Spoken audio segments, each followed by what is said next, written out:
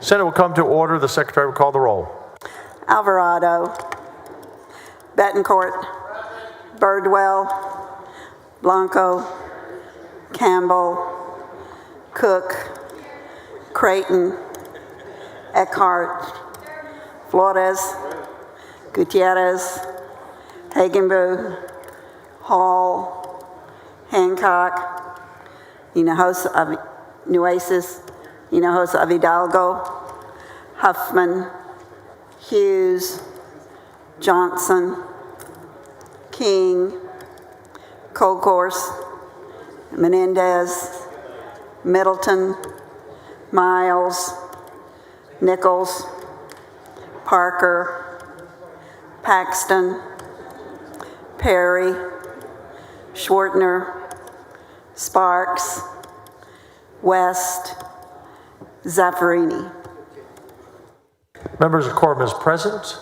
Everyone please rise on the floor and in the gallery for the invocation by Minister Ross Ranslaven, Smithville Church of Christ. If you would please join with me in prayer.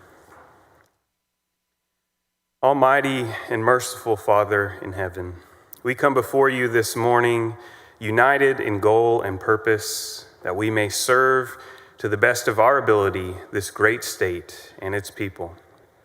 Lord, today I pray that you would impart wisdom, discernment, and knowledge to the women and men who are shaping our future. I pray for humility and for courage that they may stand up for what is right, for the greatest and for the least. Lord, today I pray that we might speak the truth in love. Father, please protect your children today that we might do your good work and cast down all of our enemies in your mighty name. For yours is the kingdom and yours is the glory forever and ever. Amen. Thank you, Pastor. You may be seated. Welcome to the Senate Gallery, everyone who's visiting today. Good to have you with us. The Dean of the Senate moves to excuse Senator Campbell on account of illness. Any objection? Hearing none. Motion is adopted. The Dean of the Senate moves to dispense with the reading of yesterday's journal. Any objection? Hearing none. Motion is adopted.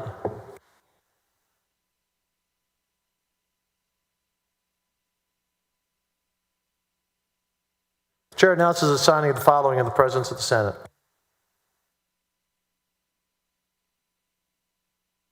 Senate Concurrent Resolution number 14.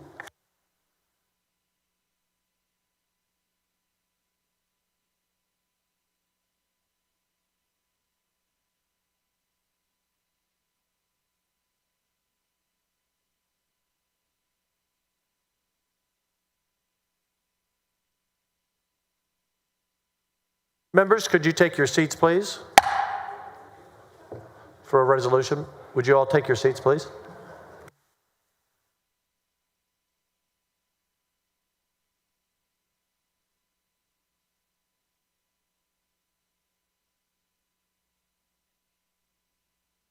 Chair lays out the following resolution. The Secretary will read the resolution.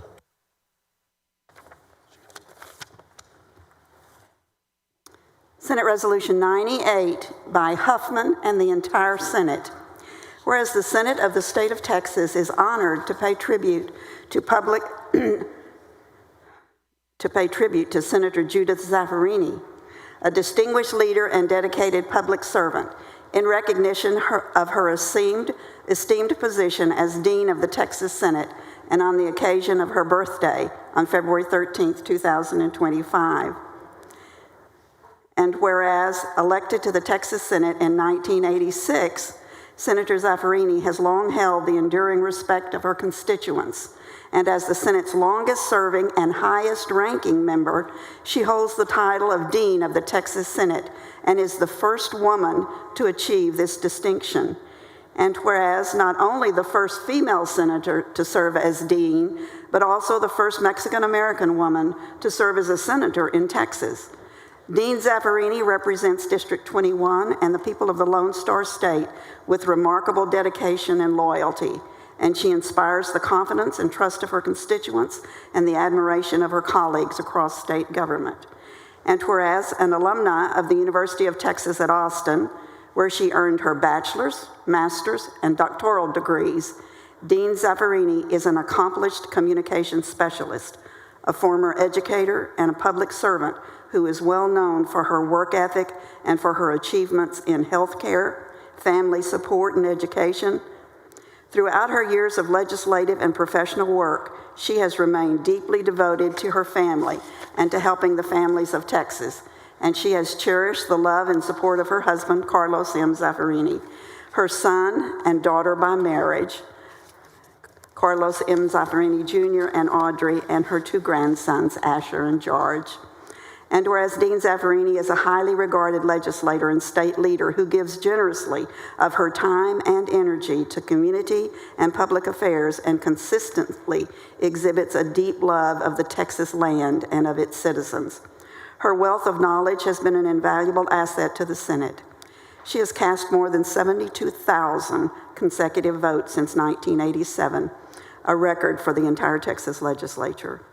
And whereas Senator Zaffarini's successful career is marked by her exemplary decision-making and statesmanship, her support of causes for the betterment of our state, and her work as a lawmaker are testaments to her high standards, strong leadership, and commitment to public service, and her loyalty to the Senate body has earned her the highest regard of those with whom she serves. And whereas the members of the Texas Senate are proud to have the opportunity to honor Dean Zaffarini for her outstanding contributions to the citizens of Texas on this special day, and to pay tribute to her for her many accomplishments and for her dedication to our state. Now therefore be it resolved that the Senate of the State of Texas, 89th Legislature, hereby commend Senator Judith Zaffarini, Dean of the Texas Senate, for her exceptional achievements on behalf of the citizens of this state, and extend to her sincere appreciation and best wishes for a most enjoyable birthday celebration.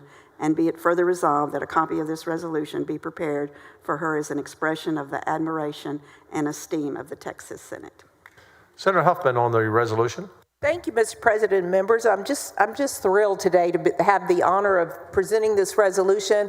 I was able to do it. They came to me because I was the most senior female under you. So that's how, I think we're all fighting, all the females were fighting to get it, but that's how I landed it. But it's really exciting to sit here and tell you happy birthday and to celebrate you being the first female dean, because that's part of the celebration today.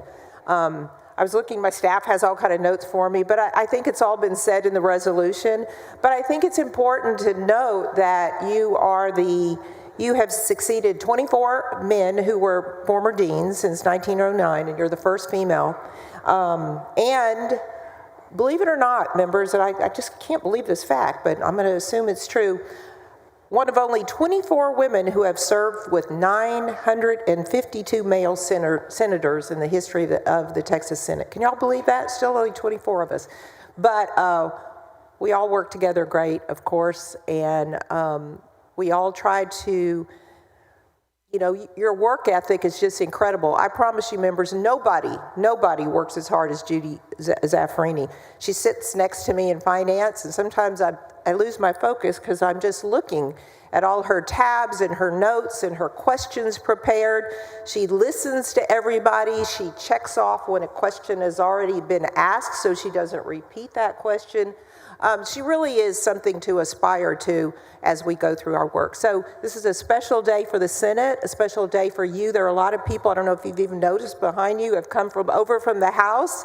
And I think there's some members of the lobby that are here to celebrate you as well. And I know other members want to speak. But again, it's a fabulous day for you, Judy, and you bring a great treasure to the Texas Senate. Thank you. Thank you, Senator Huffman. And Senator Alvarado, you're recognized. Thank you, Mr. President. Z, I told you that you were going to have a great birthday. First of all, happy birthday. And I certainly want to welcome your son. I texted him last night, so I'm glad he was able to arrange his schedule. And welcome to our House members who are here, some of them from your district. And then, as Senator Huffman said, all those women up there are women that work in this building and who share our admiration and respect for you. They're waving at you. Dean Zaffarini, before I got to know you, I'd heard about you because you were a legend, and I was on the Houston City Council, and Rodney Ellis would try to steer me away to go here or go there, some trip that was going on, some conference, and I'd say, I can't miss a vote. He said, you sound just like Judy Zaffarini. And when I finished my 6 years on council, I got 100% attendance. So even before I knew you, you were an inspiration to me. And I know there's so many women in this building who share those sentiments, whether they know you or not. I know that sometimes Senator Hinojosa refers to you as madrina, but you have been a madrina, a godmother to so many of us. You set the standard so high. I watch you, and I've watched you since I got into this building. Even when I was in the House, you were always prepared. You were always well studied and articulate, and your reputation just exceeds everybody's expectations, and we live up to what those expectations are. And you are not shy about giving us compliments, but you're also not shy when we're not on our best behavior, or we said something that didn't make sense, or maybe we were out of line. And so I never want to be on that side. It's like, my parents, you never want to disappoint. So we honor you today. We are just thrilled that you are our dean. And I know you were probably we were all rooting for Senator Whitmire to win to be mayor, but I don't think there was anyone more enthused about his election than you, so you could become dean.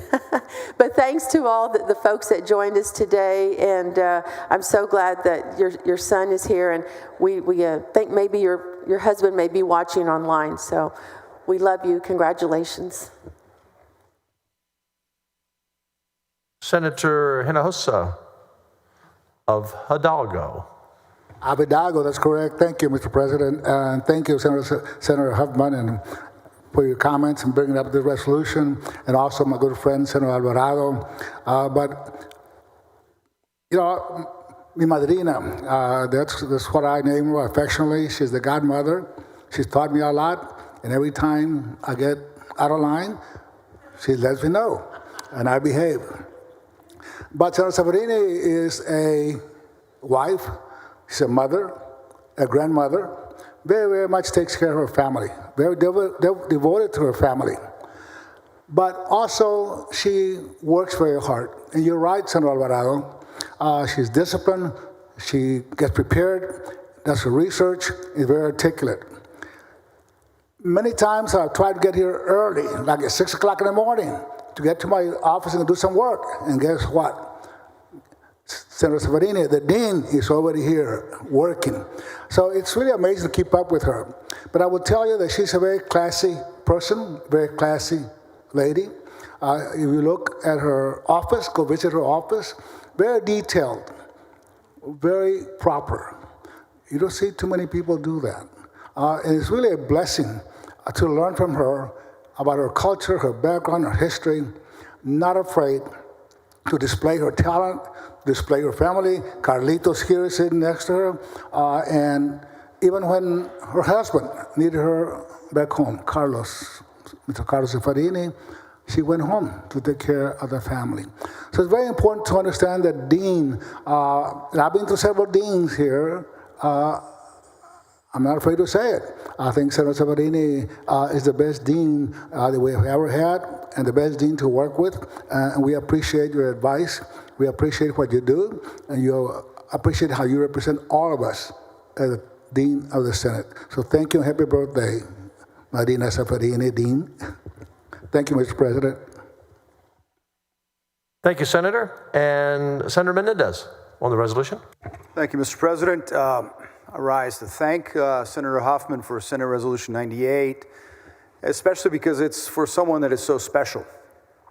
You know, everything that's been said obviously is very true, but one of the things that from the day that I arrived in the Senate, you were never afraid to share your knowledge, to share your standard operating procedures that you have so many of, to share all of the things that reduce the opportunity for error. I mean, you're not someone who just shows up to be present, to be a part of something. You want to lead, you want to help, you want to fight for your community. And every time we have a discussion about something, you're asking, well, how does that improve the situation? How does that make any change? How does that add to? You're not about just hearing yourself talk. You're about making things better for the million plus people that you represent. Laredo, Webb County, and the state of Texas is very blessed to have you. We're blessed for your dedication to the state and to all of us, because you are a role model. You're a role model, not just for us, but for all elected officials. Your integrity, your commitment to your family, your commitment to your constituents.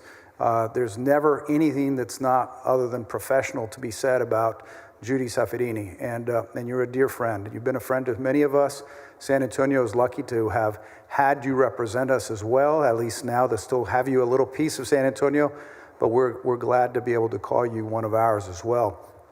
You're the dean of the Senate, but in many ways you're the dean of the legislature for your dedication and your service. And it's all done, as it's been said, with class, with love, with professionalism.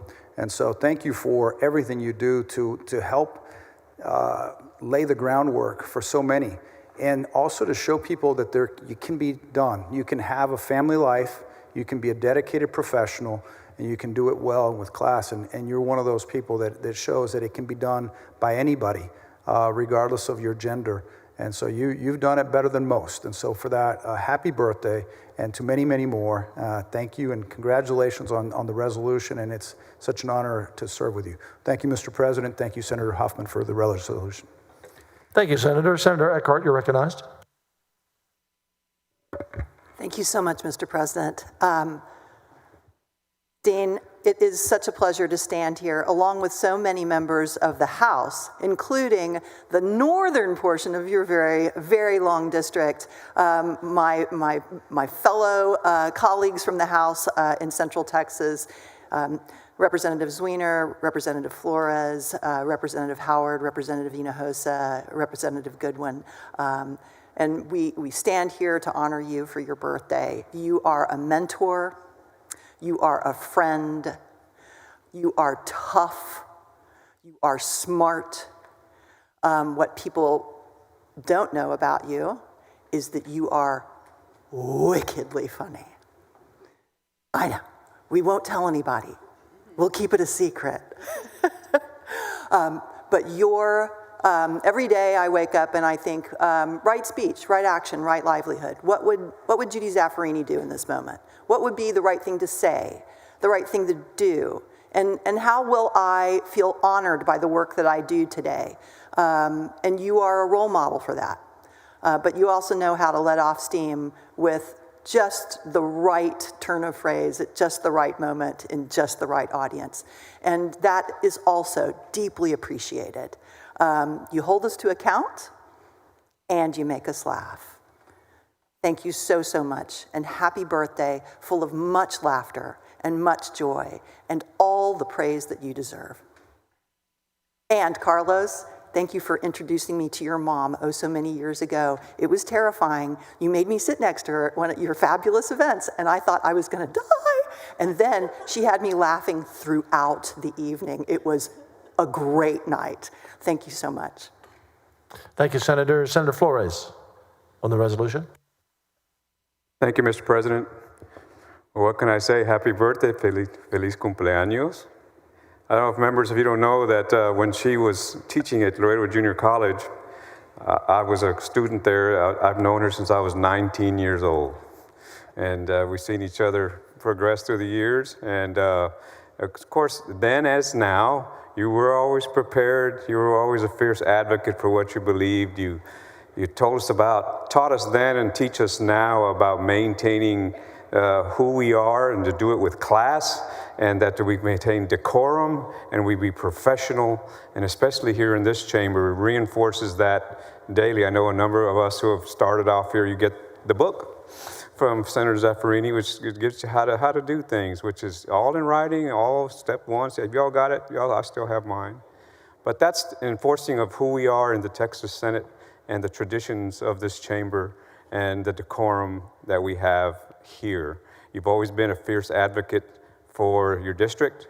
You've always, even when we represented Atascosa County together, although we were in different parties, what we did know was that we trusted each other, but we were there for the same purpose, and that was to have good public policy for the people of Atascosa County. And here in this chamber, good policy working together for the people of Texas. You reinforce that, you represent that, and you personify it. I salute you. And how old are you, 35? Is it 35? Yes.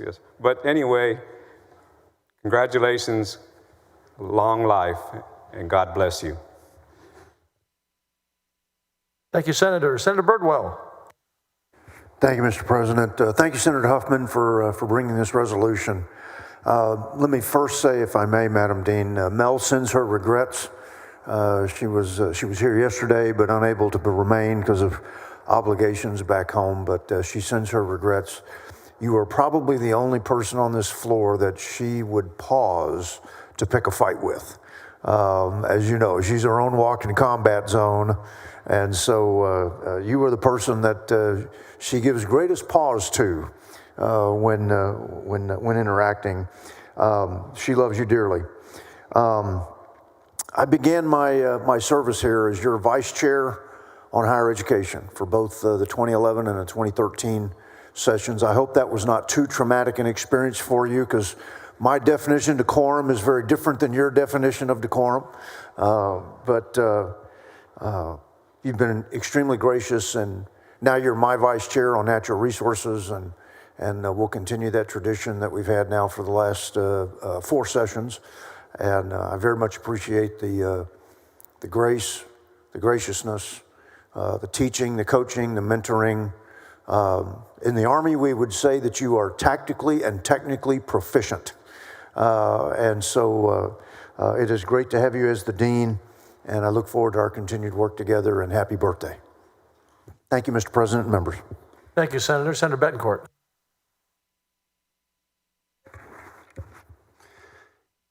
You know, Dean, you're a living legend. There is never going to be, in my mathematical estimation, any other state legislator or federal legislator in the country, and I believe in the world, that will have voted 72,000 consecutive times. It's an astonishing figure. It is the Guinness World Record holder sitting right here before us. And that level of dedication is unbelievable, okay? And it was worth to wait and wait and wait for your job as dean now. And now Senator West is waiting, as well. But I just want to make sure the public, your son, your vast supporters behind you from the other chamber, okay, friends, understand that this is a record that's simply never going to be equaled. This record will stand probably for centuries because it is just so mathematically improbable that somebody could vote 72,000 times in a row. I think your nearest federal competitor was around 4,000 votes, 4,500. And when he missed the vote, he cried, okay? Now think about it. The guys, and I'm going off of Senator Huffman's comments earlier, the guys are so far behind that even Secretariat wasn't this far ahead at the last Belmont Stakes.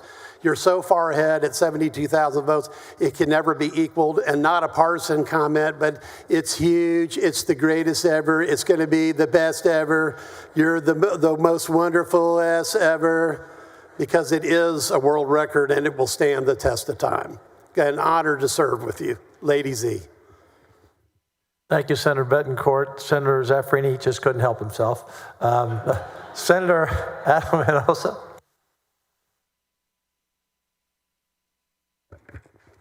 Thank you, Mr. President. Senator, it's obvious that you've had such a profound impact on all those who've had the pleasure of serving with you for so many years. I can only imagine, just as a freshman, how much of a profound impact you've had on me. I just want to thank you so much for being so gracious, reaching out, embracing me, welcoming me, and all your mentorship, everything that you've done, your discipline, some of the engagement that you've had with me. I really appreciate it. My wife and I sincerely appreciate it. And we just want to wish you a very, very happy birthday. Our prayers continue to be with you and your family. God bless you to many more.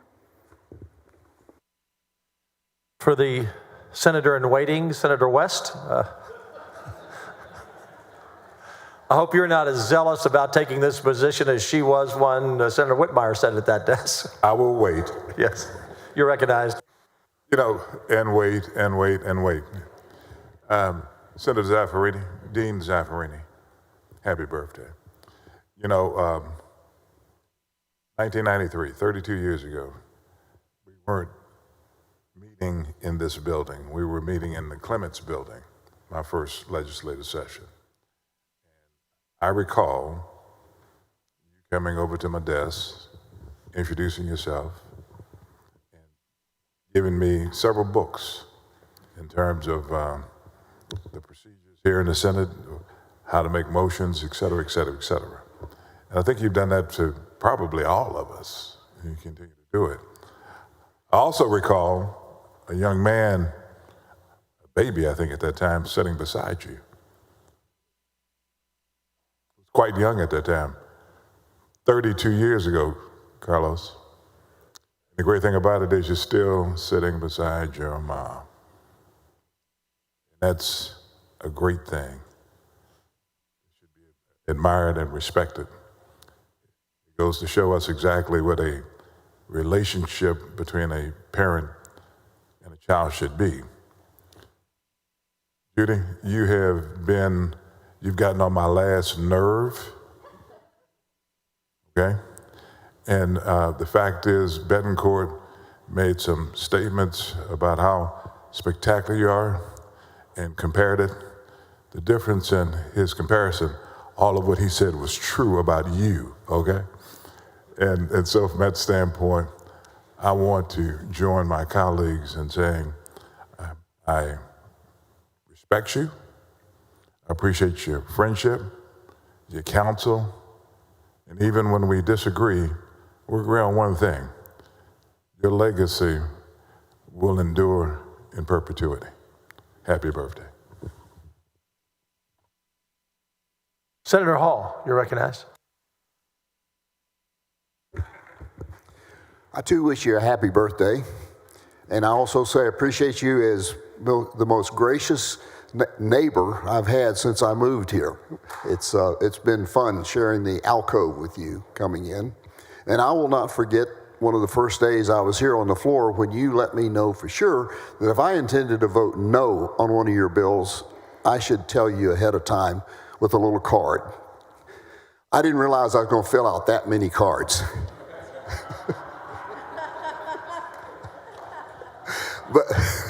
But you graciously accepted each one of them, and it speaks for your fine character. And as Senator West says, we may not agree on everything, but we certainly are never disagreeable, and that is one thing that is truly a hallmark of this body. And you are a leader in that. So we thank you for your service and what you've done, and again, happy birthday.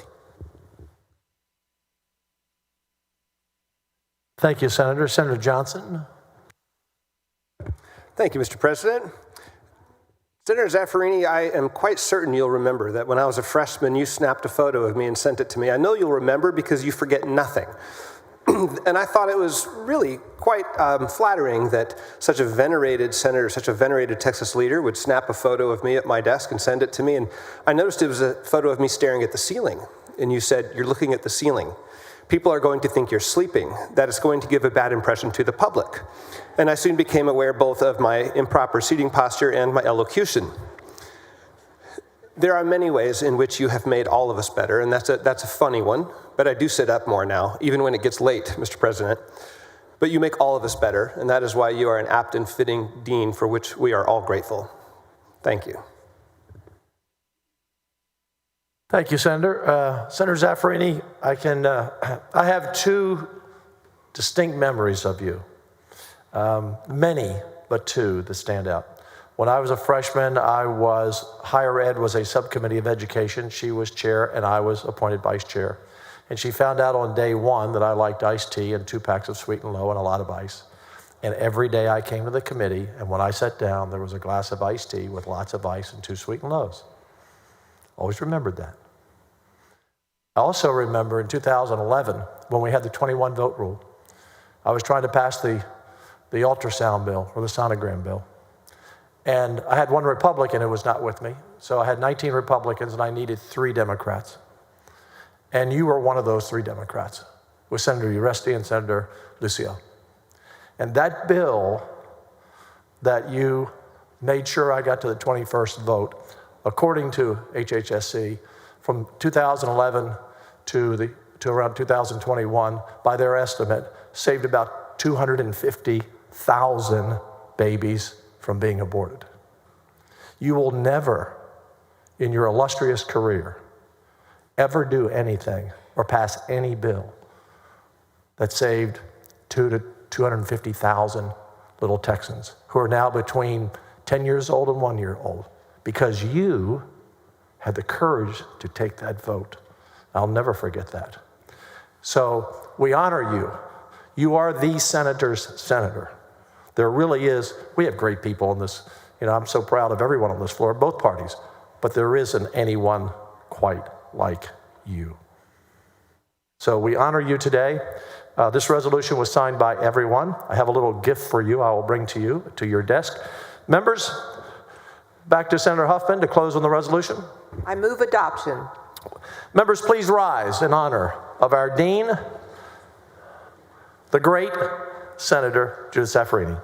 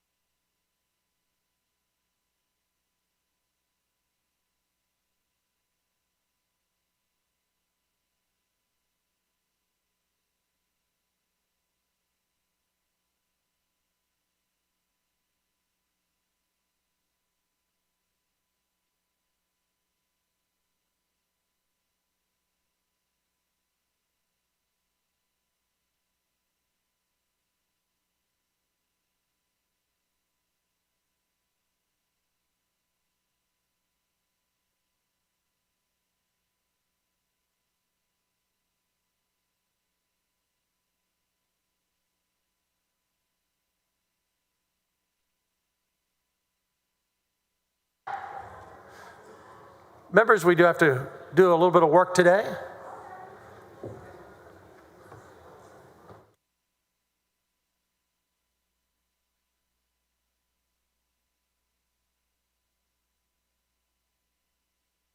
Mr. Betancourt, would you introduce the doctor of the day? Thank you, Mr. President. Today joining us from my district is Dr. Cindy Stilio Ruiz, who is serving as our doctor of the day. She's a board-certified family medicine practitioner born and raised in H-Town. She has been bridging the healthcare gap in Houston since elementary school when she enlisted to translate for her parents during medical appointments. Dr. Cindy's parents struggled to find doctors that were able to communicate in Spanish, which is why she chose to enter medicine. After graduating U of H, Senator Alvarado, you've got a kook here. Dr. Cindy attended Baylor College of Medicine. After earning her medical degree, she chose to stay at Baylor so she could focus on providing primary care for underserved communities. Upon finishing her residency with Baylor, where she was chief resident, Dr. Cindy worked with the Harris Healthcare System, providing primary care for Houstonians. I bless you for that, because that is a big assignment. And more importantly, Dr. Campbell would know, after 2 years, she went to become an emergency room director for Jackson County. Currently, she's the owner of Prickly Pear Family Medicine. Please join me in welcoming Dr. Cindy to our state capitol.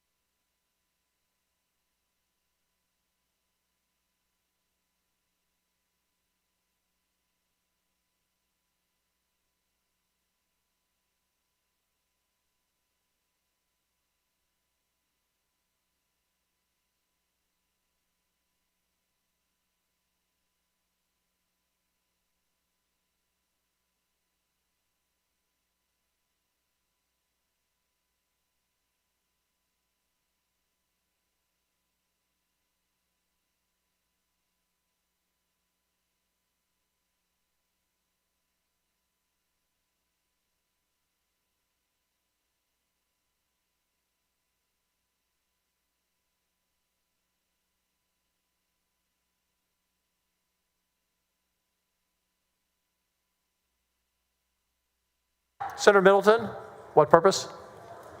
Thank you, Mr. President, for a gallery recognition. You're recognized. Thank you, Mr. President. Today, I would like to recognize Harmony Public Schools, who has joined us in the gallery here today, and it is their 25th anniversary, so 25 years old. Since its founding, Harmony Public Schools has grown to more than 60 locations in 7 districts across Texas that emphasize rigorous science, technology, engineering, and math programs to better prepare the youth of our state to succeed. And I'll point out that they have given school choice to over 45,000 students. That's the current number of students in Harmony Public Schools. 100% of graduated seniors are accepted to college.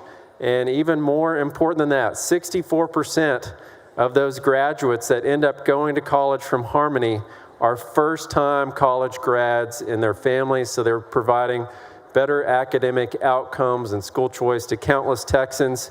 For the past 25 years, their faculty, staff, and administrators of Harmony Public Schools have dedicated themselves to building a brighter future for their students and for the great state of Texas. So thank you for coming to your state capitol, and I'm proud of all the great work that you do at Harmony Public Schools. Thank you for being with us. Thank you.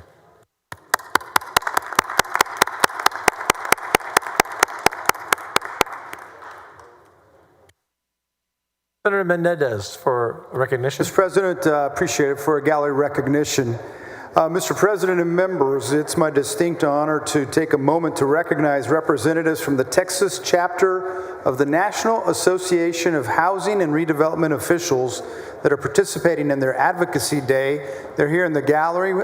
Present with us today are Tim Alcott and Hector Morales from Opportunity Home San Antonio, Lisa Garcia from Corpus Christi Housing Authority. She's the Texas NARO president.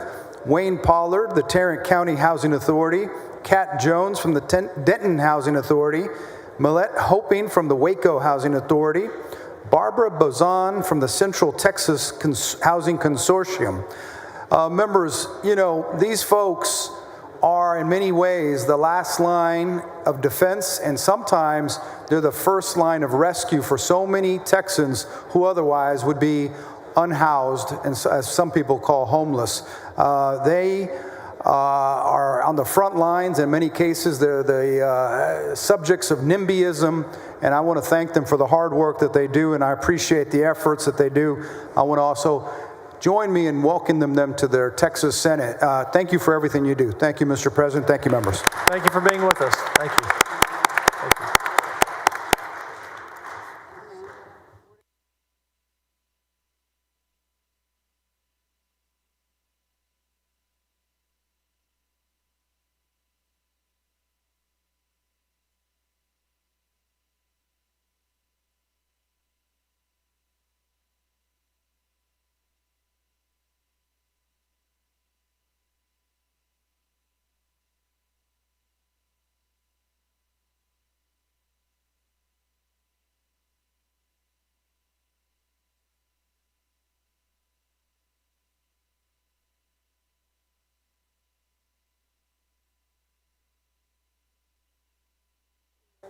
Members, just for your attention, these following resolutions that the Secretary will read are all by a voice vote. Secretary, read the resolution. SR 86 by Zaffarini, SR 87 by Zaffarini, SR 88 by Colcourse.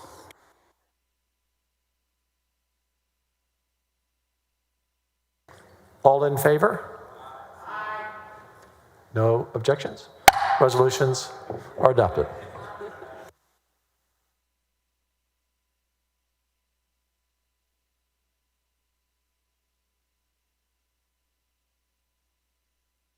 Members, if there's no objection, I'd like to postpone the further reading and referral of bills to the end of today's session. Hearing no objection, motion is adopted.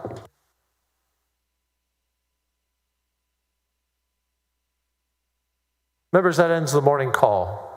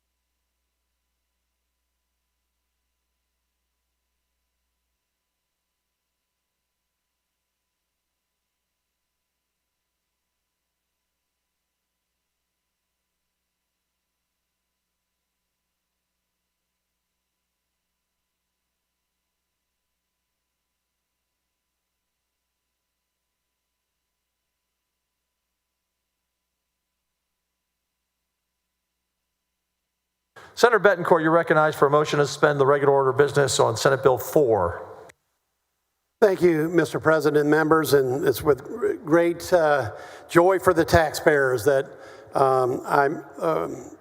will make a motion to suspend the regular order of the business on Senate Bill 4. Senate Bill 4 and its companion, SJR 2, will increase the Texas school homestead exemption to a record $140,000 for 5.7 million Texas homeowners. This follows on the passage of SB 2 in 2023, the now record $22.7 billion property tax reduction passed by the Texas legislature in 2023, which included an increase to the current homestead exemption level of $100,000 propagated by the Texas Senate. It was approved by the voters by astonishing 83% of the vote in November of 23, so we're back with another increase. The over 65 and disabled homesteads will have even a higher exemption of $150,000, and in powerful testimony, the Texas silver-haired legislature testified that the passage of SB 4 will see 80 to 90% of Texas seniors paying zero property tax. That is an estimate by the silver-haired legislature of 80 to 90% of Texas seniors paying no property tax for on schools. And why not? After paying a lifetime of taxes, they certainly deserve it. Home ownership of seniors and homeowners has been a problem because of home affordability. And SB 4 makes a very big step for home affordability for all Texas homeowners. When you see some of the results for seniors, the testimony was so compelling, Senator Hogan, that it was 80% of Texas seniors have only $36,000 of disposable income after taxes. And Senator Hinojosa, only in rural Texas, that's $30,000. So we have a moral responsibility to help keep seniors in their home. Now, how far does SB 4 go to do that and keep other taxpayers in their home? This is an astonishing statistic, Senator Perry. 492 school districts, 49% of all Texas independent school districts will have an average home value under $140,000, which means, Senator Creighton, the average home, Senator Menendez, in 49% of all the ISDs, the average homeowner will pay zero in property taxes. There's no lower number than zero. It's the best number a tax bill can ever get for payers. And, but wait, there's more, because Chair Huffman's budget bill already includes a compression element, which is part of the savings. And for the additional 6.8 pennies, that will save all Texas homeowners and, of course, all commercial businesses, et cetera. For homeowners, it's $133 when you combine it with, Senator Johnson, with the $363 savings for the homestead exemption. That's $496 already budgeted by the Senate just this year. But wait, there's more, okay? Because we saved, Mr. President, $1,266 for the average homeowner in Senate Bill 2. So we're now topping a $1,762 in tax relief in just 2 sessions for Texas homeowners. That's over the $150 a month that they don't have to pay, either directly in taxes or to even to their ESCO fund. It's been a Texas-sized commitment, Mr. President, of $51 billion since 2019, and we're adding on to it now. So with that, I've got 2 floor amendments. One will make it clear the appraisal districts, assessor collectors, and others and TEA will use the $140,000 exemption, but I did mention for over 65s and disabled, it's $150,000. And they'll use that in their bill calculation and sending the bills out to the public. So that way the public can see the reduction when they get their property tax bills. In addition, we got a second amendment that clarifies that the bill's cost is by $2.74 billion. I do have a letter from the LBB that with the passage of Amendment 2 that clarifies the cost of the bill at $2.74 billion. So this is real money buying down real property taxes. And Mr. President, they'll have this exemption for the rest of their lives. It's the most powerful tool that a tax writer can use is an exemption. And this homestead exemption, starting with your leadership, okay, has been incredibly well received by the public, and the public policy of this is overwhelmingly favorable of the taxpayers.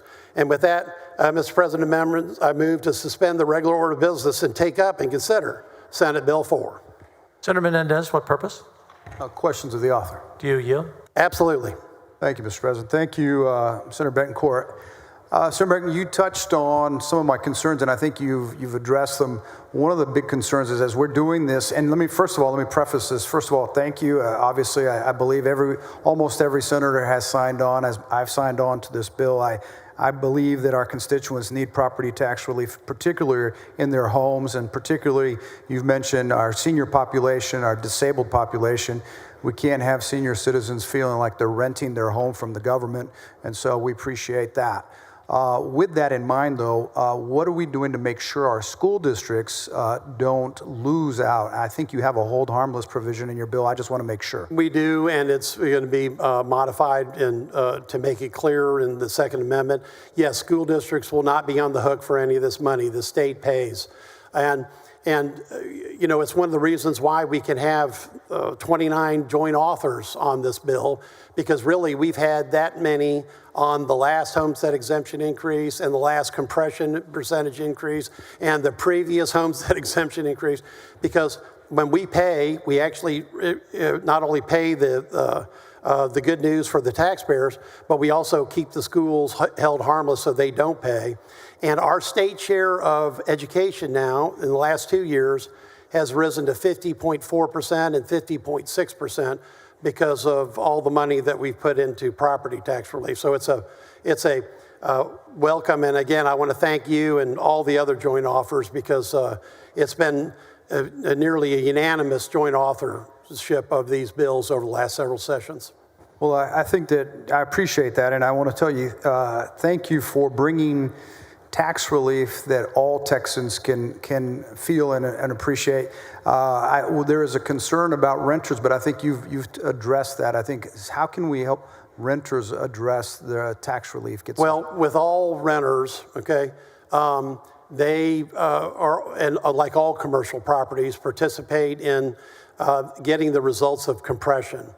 Now, in a declining market, and we talked about this in testimony, especially with Texas Association of Builders and the realtors, when you have a declining market, it's actually now cheaper to rent than it is to own. And every organization said that in the hearing. So with a declining market of rental, this is the time when any compression can actually get to the renter. Because of competitive forces, rents have to go down, and this is one way that rents come down and get passed to renters. And by lowering people's property taxes, we make it to where people can potentially afford to buy another home or change or move, because right now, with the high interest rates, there has been a stagnation of sales, and there's a higher inventory than there has, but yet home prices remain high. So it's taking longer. So I think this could potentially help people say, well, look, the property tax will be lower, so I can afford the payment.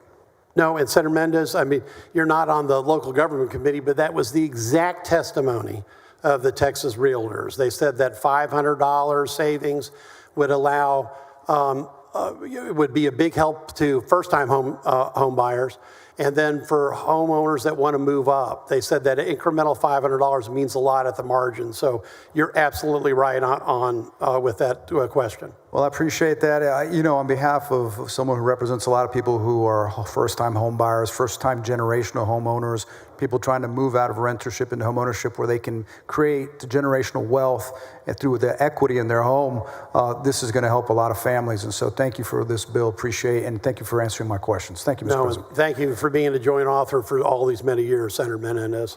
Thank you, Senator Menendez. Senator Kolkhorst, for what purpose? To ask the author a few questions. Do you yield? Certainly. I do. Senator Bencourt, thank you. I know, we started out with 15,000, then we moved to, I think it was 25,000. And then we've done this progressively through the years. And certainly I think it has benefited the homeowner. There's always concern about, are we helping small businesses? And I think currently we had what we called a circuit breaker instead of appraisal cap at $5 million and below. We said 20%. That's set to expire. We have our appraisals at 10% if you have a homestead. We've not touched that in decades, I think. So here's the question that I have for you. I hear this every time I go home. We went home and we bragged about the largest tax cut in the history of our state, maybe in the history of the world. And I think it was good for like 1 year. And everyone, I remember a classmate of mine from high school came up to me and he said, Lois Kolkhorst, I can't believe that a politician in government actually did something they said. I saw a break on my taxes. And then 1 year later, he said, I don't see any break on my taxes because my appraisal wipes out everything that y'all did. Furthermore, we have a 3.5% cap on our cities and our counties, but we don't have them on MUDs and SUDs and community colleges and all these other entities that tax us. I think Senator Huffman made a statement in Senate Finance that we could brag about what we're doing, except for the fact that taxes are going up. And I'm going to ask you a question here in just a second. I want y'all to know that I read this week that inflation in January was far more than the Feds ever expected as Biden left office. I'm not going to make it a Biden-Trump thing, but it was at its peak. So when you're raging here and you're trying to pay for your food and clothes for your children, and everything is higher. And it's not the business owner's fault because the cost of goods sold is so much higher. I mean, look at the price of eggs today. And all of this is literally, we talk about compression tax, tax rates compressing. This is compressing on our constituents. I've never seen it like this. I looked at Mays Middleton's tweet from last night about saying, hey, we're going to raise our exemption from 100,000 to 140,000. You almost got ratioed, literally, with all the negative comments because they all say, I don't see it. So I'm going to give you a moment. I'm going to ask this question. What good is it if we give more of a homestead exemption, but my appraisal goes up? Or the other taxing entities go up? And so in the end, it's what's coming out of my pocketbook. Your bill, your wallet, my purse. And how do we make that right? So I want all of us to know that we are challenged this session. We are so blessed as a nation. As a state. We are almost our own nation, right? In that we, again, have surpluses. And we are the stewards of that. A lot of people say to me, well, you've already overtaxed me if you have surpluses. This is our effort to give that money back, right? This is our effort. But it's seemingly, as you and I have talked about, the rate times your appraisal equals, and what people really care about out here is what it equals. What is it that I pay in the end? And so I'm going to ask you this as politely as I can. I have filed an appraisal cap for homestead exemptions to go from 10 to 5, 10 to 7. Give me anything. Give me 1%. Give me something that we can say to our people, not only are we giving you a homestead exemption, not only are we compressing it, but we are going to work so hard to make sure that it doesn't dissipate like a raindrop falling from the sky and hitting the concrete ground and it's gone in seconds. That is what I'm asking you. I'm not going to post tonight about this for fear that everybody's going to pile on and say, this is not going to solve anything. But is this a package? This is the beginning of a package of bills to take this beautiful $24 billion surplus and give it back to the people because it's their money. So how do you solve that when we're doing a homestead exemption and everyone says to you in the most heartfelt way? These are not Democrats piling on to my Facebook page, which they love to do when they can. These are really hardworking Texans saying to me, it's going to be gone. I don't even care if you do it because it's going to disappear. I'll never see it. What do you say to them? Okay, well, let's go back to the beginning, but just so you know, I've got a Facebook post up right now, okay?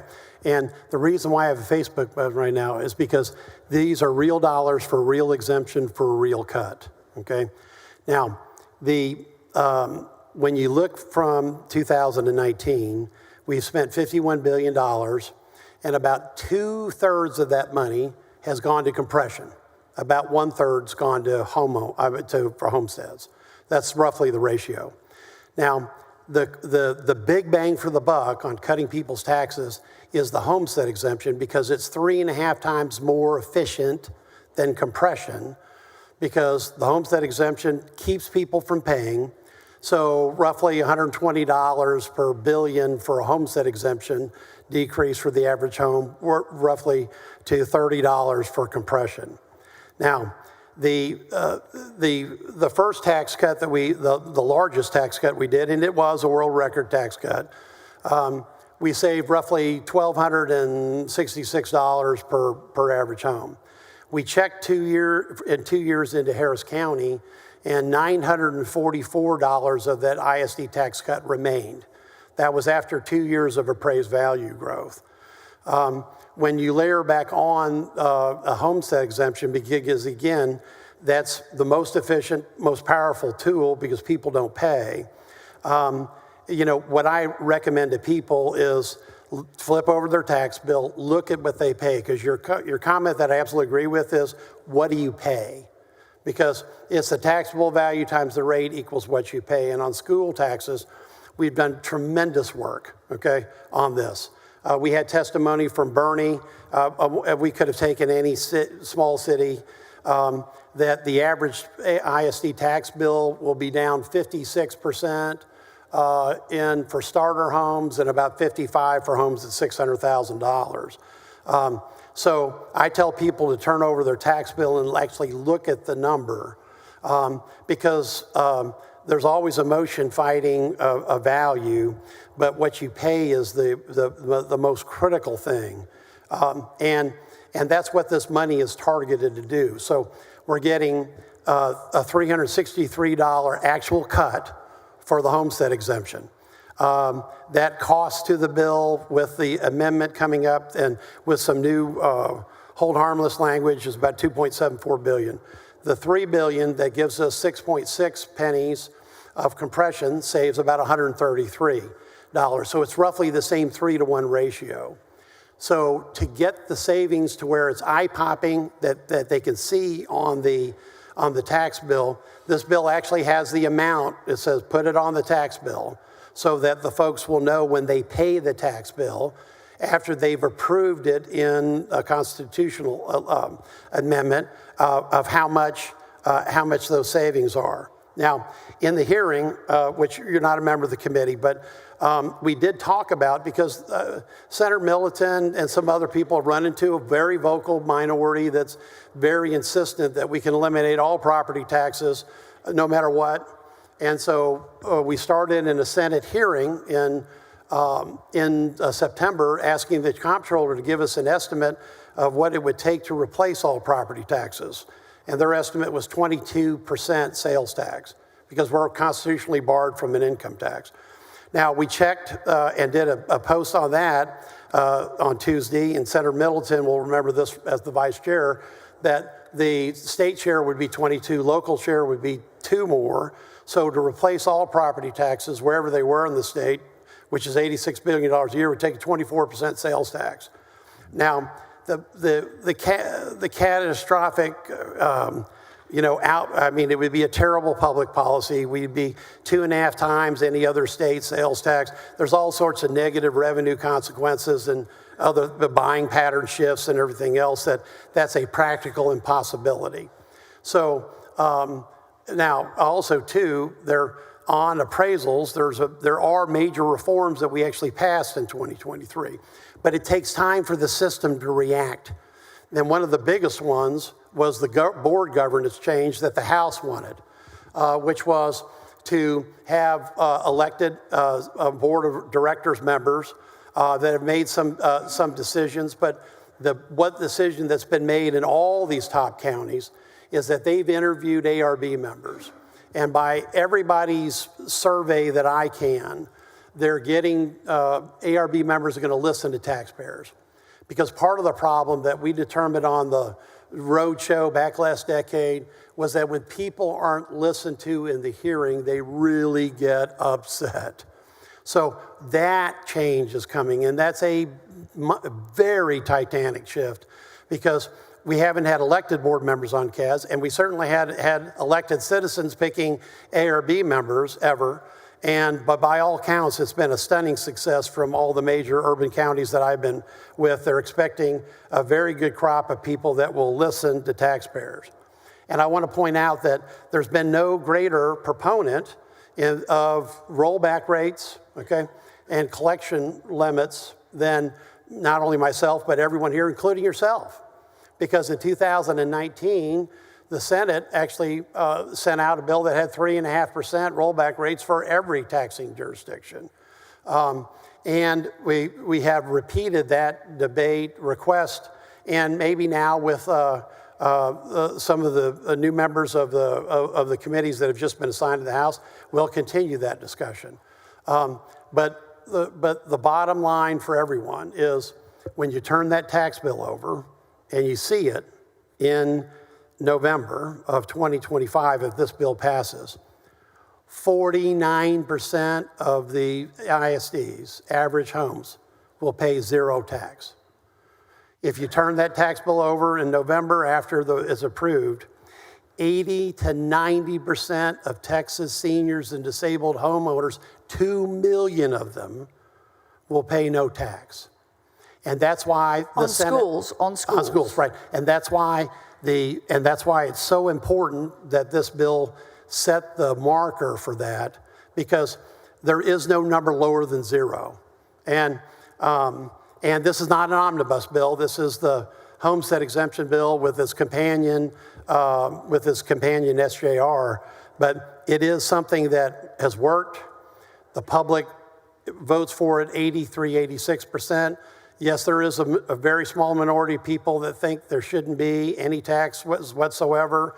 They don't respond when I say it's a 24% sales tax. They never engage in constructive discussion.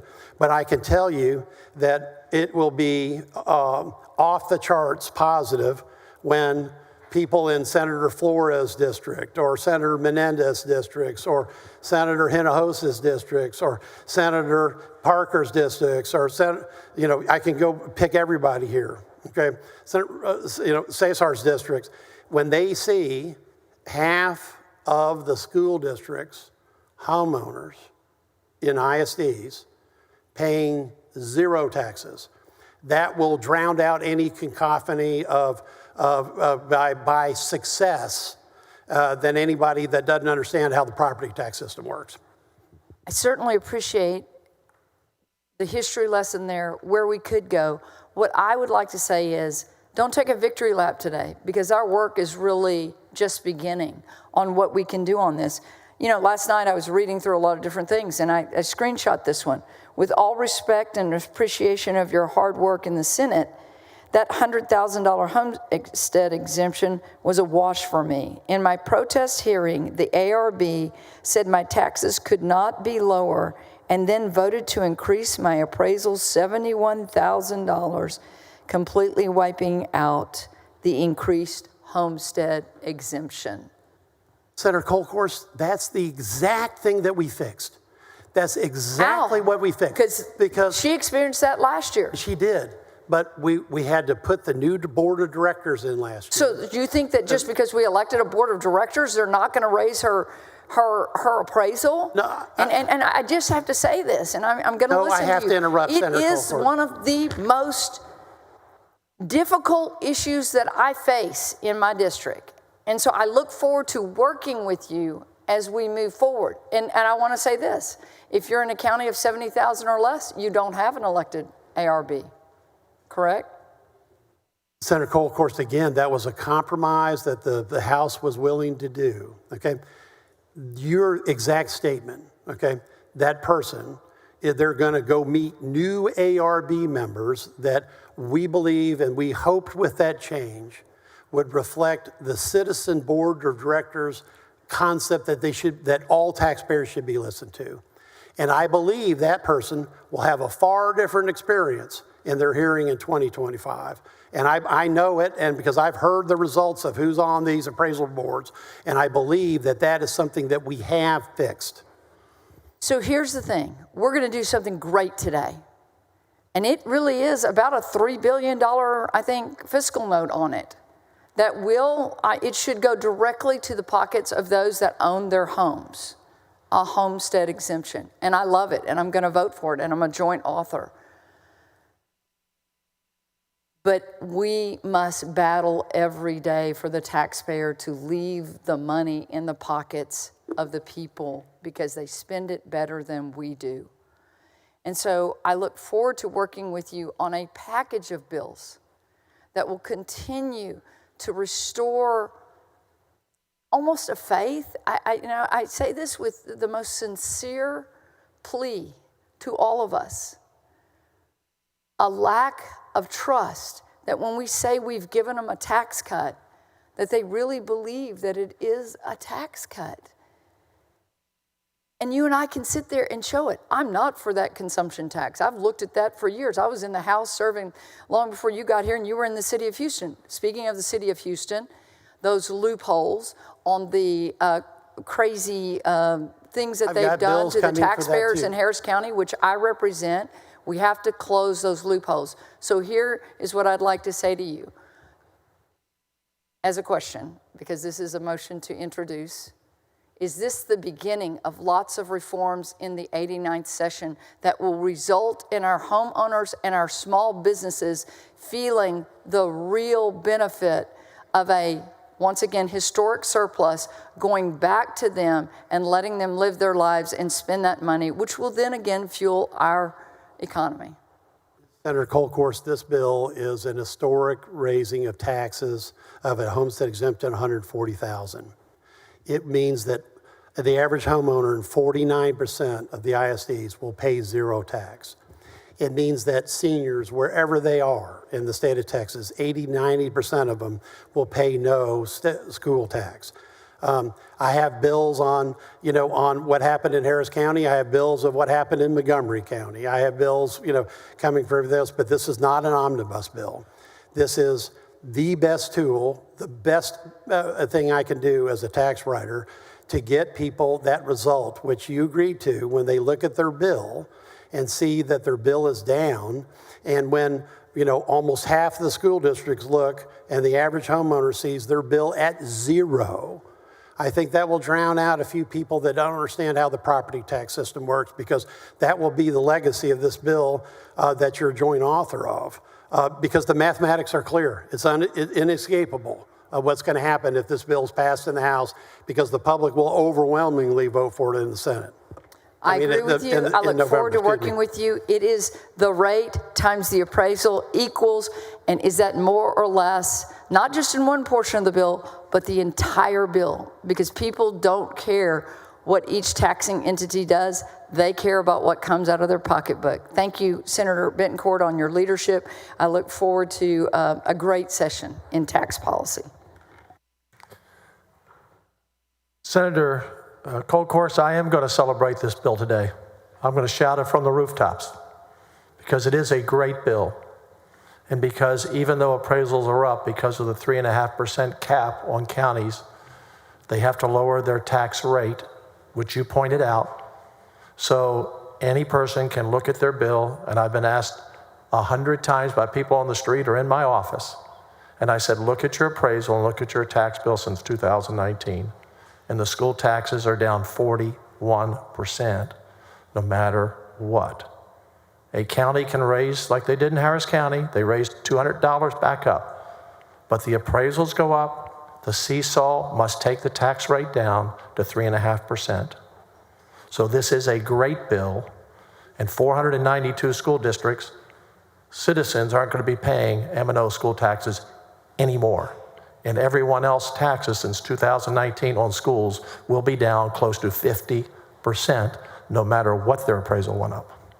Senator Paxton. Thank you, Mr. President. To ask a question of the author. Do you yield, Senator? I'd be happy to. Thank you, Senator Bettencourt. I appreciate you bringing forth this bill. You know, we've been working on issues around this from the very beginning of my time here in the Senate, and I served as your vice chair on the Property Tax Committee. I'm really proud of the work that we've been able to accomplish for Texas families, and you've made a really great point with the wonderful impact that this has on our over 65 Texans. And I agree with Senator Menendez in pointing out that this is also going to help a lot of young families. You know, it's a huge part of the American dream to own a home. And this is going to give young families, many of them with school-age children, the opportunity to finally be able to afford a home for themselves. And as we think about those families, I mean, we're doing so much for the families of school-age kids.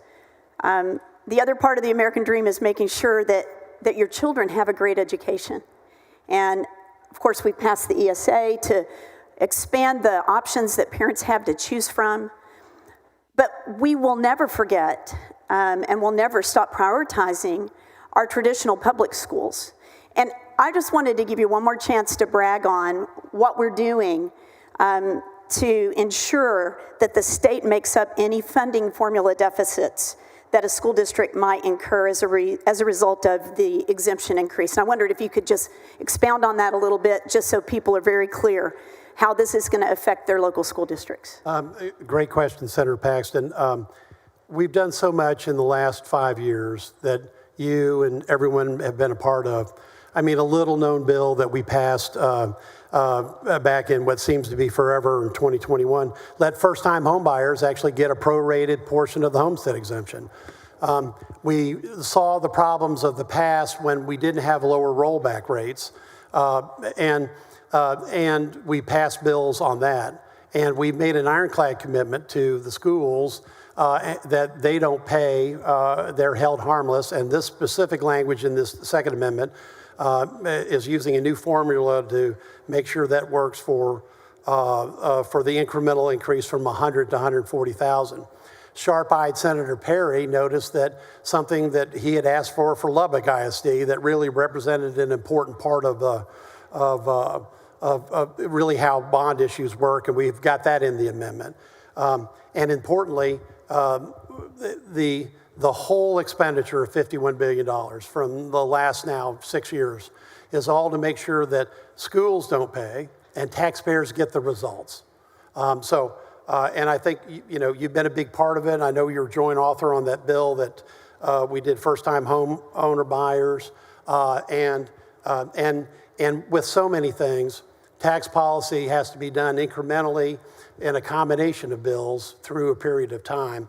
But one of the bedrocks is school districts are held harmless, and that will continue as long as I'm, around, at least from my point of view.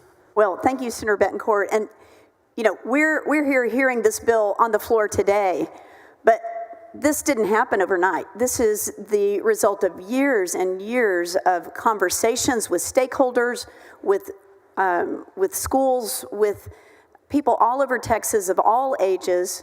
And I appreciate just the dedication and the excellence and expertise that you've invested from your background into making Texas a place where we can finally have a place where people can own their own home and really enjoy the American dream with their families. Thank you, Senator Paxton. Thank you, Mr. Chairman, or Senator Betancourt. Thank you, Senator. Senator Middleton, you're recognized for what purpose? Thank you, Mr. President. Question for the author. Do you yield? Certainly. Thank you, Senator Betancourt, for bringing this. We had a long committee hearing on it, and I know you've heard the same things that I have where, and I pointed this out in the committee, when we knock on doors, right, when you're on someone's front porch, the thing you hear it again and again is, I don't think I can afford to live here anymore. And especially with our over 65, you hear stories. I raised my kids in this house. This is our family home for decades. And I think I'm going to have to sell it because I can't afford the property taxes anymore. So this bill addresses exactly that. We're not going to have to, we're a lot less likely to ever have to hear that story again because, as you pointed out, I think it's 69% of homeowners will not pay school taxes. 49%. 49%, okay, and it's 80%, sorry, of over 65, right. 80 to 90. So that's close to half. There's some estimates that maybe even more than that, actually. It depends on, I guess, what the adoption of what we see with, local government. But this goes directly to people's pockets, and it lets them keep their own money in their own pocket, and it eliminates a portion of their school taxes, correct? Forever. Forever, yeah. I mean, think about that. You're a young family, okay? You were once the youngest senator on the floor, but I think somebody behind you that might be, but we'll recognize her later. But you've got at least 30 years of home ownership to go, okay? And so when you look at the power of these homestead exemptions, okay, as the president said, this is something to be celebrated. I'm just doing the math in my head quickly. Because they're a flat rate exemption that one senator, Senator Eckhart, always reminds me how strong they are. That's a savings of $33,000 over the lifetime of a 30-year mortgage for a young family. That's huge money. And we took some powerful testimony. I mean, because you're on clips, I saw you're on clips all over the state. Because when you hear the silver-haired legislature say what they said, when you hear what the realtor said, what you hear what the home builder said, and more importantly, when real people came in with real calculations that they've done, it was really powerful testimony. Because this homestead exemption will be there with them for the rest of their lives, and hopefully their kids' lives, and hopefully their grandkids' lives. I hope these homestead exemptions will be effectively generational tax cuts that go to generations of Texas homeowners, and it was powerful testimony. Well, and I'll also ask, now this is, we're on the SB, but you also have a constitutional amendment, correct? That's correct, that's coming. And so what that means, so people understand, is that can never be taken away, right? I mean, so that would actually have to go back on the ballot. This is the most lockbox of lockboxing of making sure we deliver property tax relief, because to undo it, you'd actually have to put it on the ballot to undo it, right? If it passes, assume it passes. So, I don't think undoing of 83% vote of the public in this day and age, that when people may not agree on a lot of things, but boy, when 80% of them agree on homestead exemption, I would not want to be the fool that would try to do that. Yeah, that would not be very popular to lower the homestead on the ballot. But Senator Kolkhorst did point out, and my fault, I should have been more clear when I was talking about this bill, that this is just a piece of property tax relief. It's just one of the things that we're going to address this session. Obviously, the largest part, and the continuing largest part that Chairwoman Huffman is, put in the budget is compression compression is always going to be the largest portion of the property tax relief, which is permanently eliminating, right, a portion of our school, M&O school taxes, which is not in this bill, but it will be in other bills. And I should have done a better job explaining that, but obviously that's always been a top priority of this body. Also the House as well noted that they want to do a lot more compression as well. I took a quick look at some of those critics. They're not listening, okay, to a logical argument that there's been $51 billion, that compression is 2/3 of the money. But the homestead exemption is the biggest bang for the buck for the homeowners because it is 3.5 times more efficient.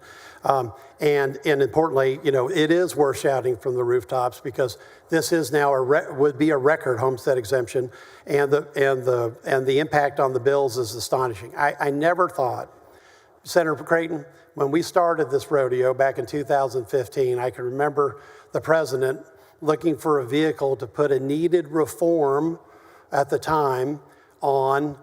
We were looking for a vehicle to have a supermajority vote by taxing entities to vote for a tax increase. And you happen to have a bill, Senate Bill 1750, and you stood at that desk over here at the time I was sitting where Senator Parker was, and we made that amendment, and the first time it was used, a large ISD, Senator Cole, of course, tried to pass a tax increase. They couldn't get a 60% vote, and it saved the taxpayers $114 million. And I can remember you stretching out your arm. Somebody asked you and said, "Why are you accepting this amendment?" And I said, "Because it's going to be great for taxpayers." 10 years later, with a bunch of new talent in the Senate, we're continuing that process. So thank you so much. And pointing out compression is not, and that's buying down the school M&O tax rate, is not constitutionally protected, right? Right, it's not. So it's not permanent. It's a great form of tax relief, but it could potentially in the future be taken away by a future legislature by a simple majority vote. So obviously that's a little concerning. So we need to make sure at least a lot of what we're doing in property tax relief is permanently lockboxed, and that's what this does. And Senator Colcourse definitely touched on a really important point of, there are other taxing entities besides school districts, a lot of them. This only addresses school taxes, but local government debt is $500 billion in Texas. That is getting out of control, and I know a number of us have legislation to address that this session, because who pays for that? We do. That's 100% of that is paid for by property tax dollars. And we want to make sure, one of the proposals was, raising that maybe to a 2/3 threshold. I propose stuff like that. And also maybe limiting the amount that you can pledge debt, like against, say, the permanent school fund. These are all ideas on the table to address that out of control local debt, because what we don't want to have happen, what we've seen happen, is where, we lower through compression the rate, and then that's sort of made up, through the INS or the debt service. So we hear you. That's a huge problem, and you got our commitment to work on that this session, and I know that's a priority of yours as well. And the 2/3 number is a great suggestion. That it might be a time to upgrade the amendment, because really it's the elected bodies that make that decision, and that supermajority may need to be upgraded higher. And the president mentioned one county, happens to be Harris, of course. The tax increase that was done, that the county judge said was 8%, it was really 15%, but the more important point is this: that was 99.7% tax rate increase. The VAT roll value only went up like 0.3%. So you had a flat tax roll, but yet you had a governing body that was ready to push it to the stops, and the public voted for a piece of it, 5149 on flood control. So we're going to have to look at that too as well. But again, if the folks want to vote themselves as a tax increase, you have to yield to the voters because they're the ones that make the decision. Ultimately, we've got those protections already for M&O rates, and since they elect us, we have to agree with what they decide to do. Well, and you bring up an important point where, if values are going up at any time, a local political subdivision of the state can account for that and lower the tax rate, right? As values go up, they may choose, any local elected official may choose the right decision and lower that No new revenue rate. Right, or below. Right. Below is even better. Right. So this is a choice a lot of the times. And we hear you that that's not happening, and we've got other bills to address it, but this bill right here that you've got right here, right now on the floor, is incredibly powerful for homeownership, protecting people's private property rights, and be able to afford to keep their family home that they've raised their kids in, and not be taxed out of it like we've heard on the front porches around the state. So thank you for bringing this legislation. No, and thanks for chairing the meeting of the local government committee while we laid out the record $140,000 increase. Thank you, Senator. Senator Huffman, for what purpose? Permission to ask questions of the author? Do you yield? Certainly. Senator Betancourt, I just wanted to follow up a little bit with discussions you've had actually both with Senator Kolkhorst and Senator Middleton about the effect on, as Senator Kolkhorst said, what comes out of your purse, right, or your wallet, and what the taxpayers are feeling. And we've had the discussion in finance, but I think it's important to have the discussion where everybody's listening about the effect of that final bill and how that is affected by what the locals are doing, because we have very recent figures from the comptroller. This is for fiscal year 2024. These are looking at the property taxes reported by taxing unit type between 22 versus 23. So those are the comparisons, but for fiscal year 24. So the school districts take up about 48.5% of the total tax levies, but those did go down in that 1 year 10.13%. So that's a significant decline. And then again, as you said, with your bill and all the exemptions that we've done, that's a significant amount, correct? Correct. The problem is when you keep reading down the list, when you add up those from the taxes levied by cities, counties, special district, that's almost a little over 50% of what's levied, okay? So, it used to be less, but because we're doing so well on the school side, it's now slightly more. So this is important. But cities went up 10.38%, counties went up 10.76%, special districts went up 22.23%. So as you know, we don't have a statewide property tax, right? So what we can do is mainly related to school, M&O, and so forth, and we hold harmless on the INS side.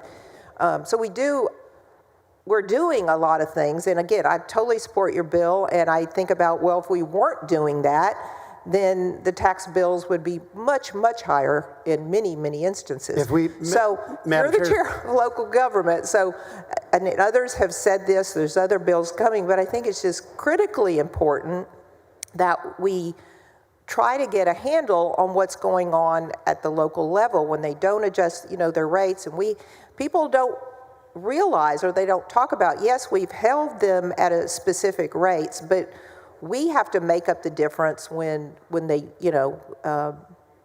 whether they don't do it appropriately, right? And they don't lower appraisals and so forth. So my question to you is, how do we start working towards fixing that? Because we are all supportive of lowering property taxes. I think we have made huge commitments. I love everything we're doing. The voters like it, but I think Lois's point is how can we do better, and how can we start working on looking at the local side of this? Well, and Senator Huffman, the good news is we have been working on it. If you go back and look at the critical reform, even before our homestead exemption increase and everything else, it was in 2019, lowering the rollback rate for the first time in 38 years. And that was a huge state commitment, right? And sometimes, because I get in, people disagree when I try to explain that we make that up. So why don't you explain it? Maybe you can do it better than me. Well, here's what I think is the best explanation. If we hadn't lowered the rollback rate, for cities and counties, those city and county numbers would be 22%. We've cut the rate of growth in cities and counties by that rollback decrease by half. Now, so that's how much it means. Now, that was an enormous fight. It took 3 sessions to get that. I remember it well. Right. And to get that rollback rate, which is for the public, how much you can raise last year's levy with modifications.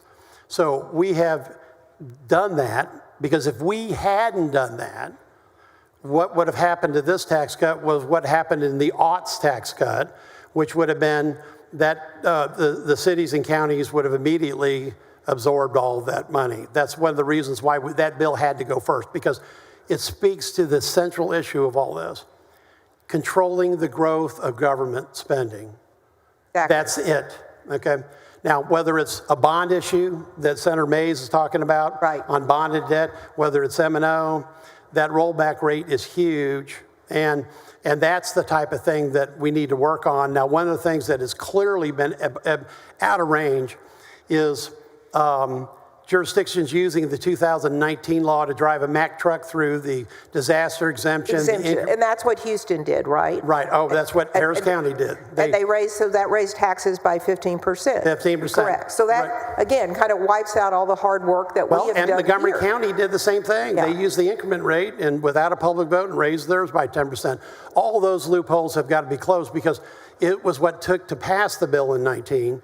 And we have, even though repeatedly requested changes in that, this is not a unicameral legislature, and even this great bill is going to have to get passed by the House, like it has in the past. Every time we've raised the exemption, it's been passed by the House, and then it goes directly to the voters. Okay. So I guess the bottom line is we've done great things here. We've had with the best of intentions. There has been results, and there are definitely property tax payers who have seen significant savings, and to your point, those who are paying no school district taxes at all, and especially those over 65, because how many of us have had a constituent come up to us, especially if they're older, and I understand, they say, I haven't had kids in school in 30 years, Right. Why am I paying all of this? We get it. So we're trying to help with that, and this is hugely does that.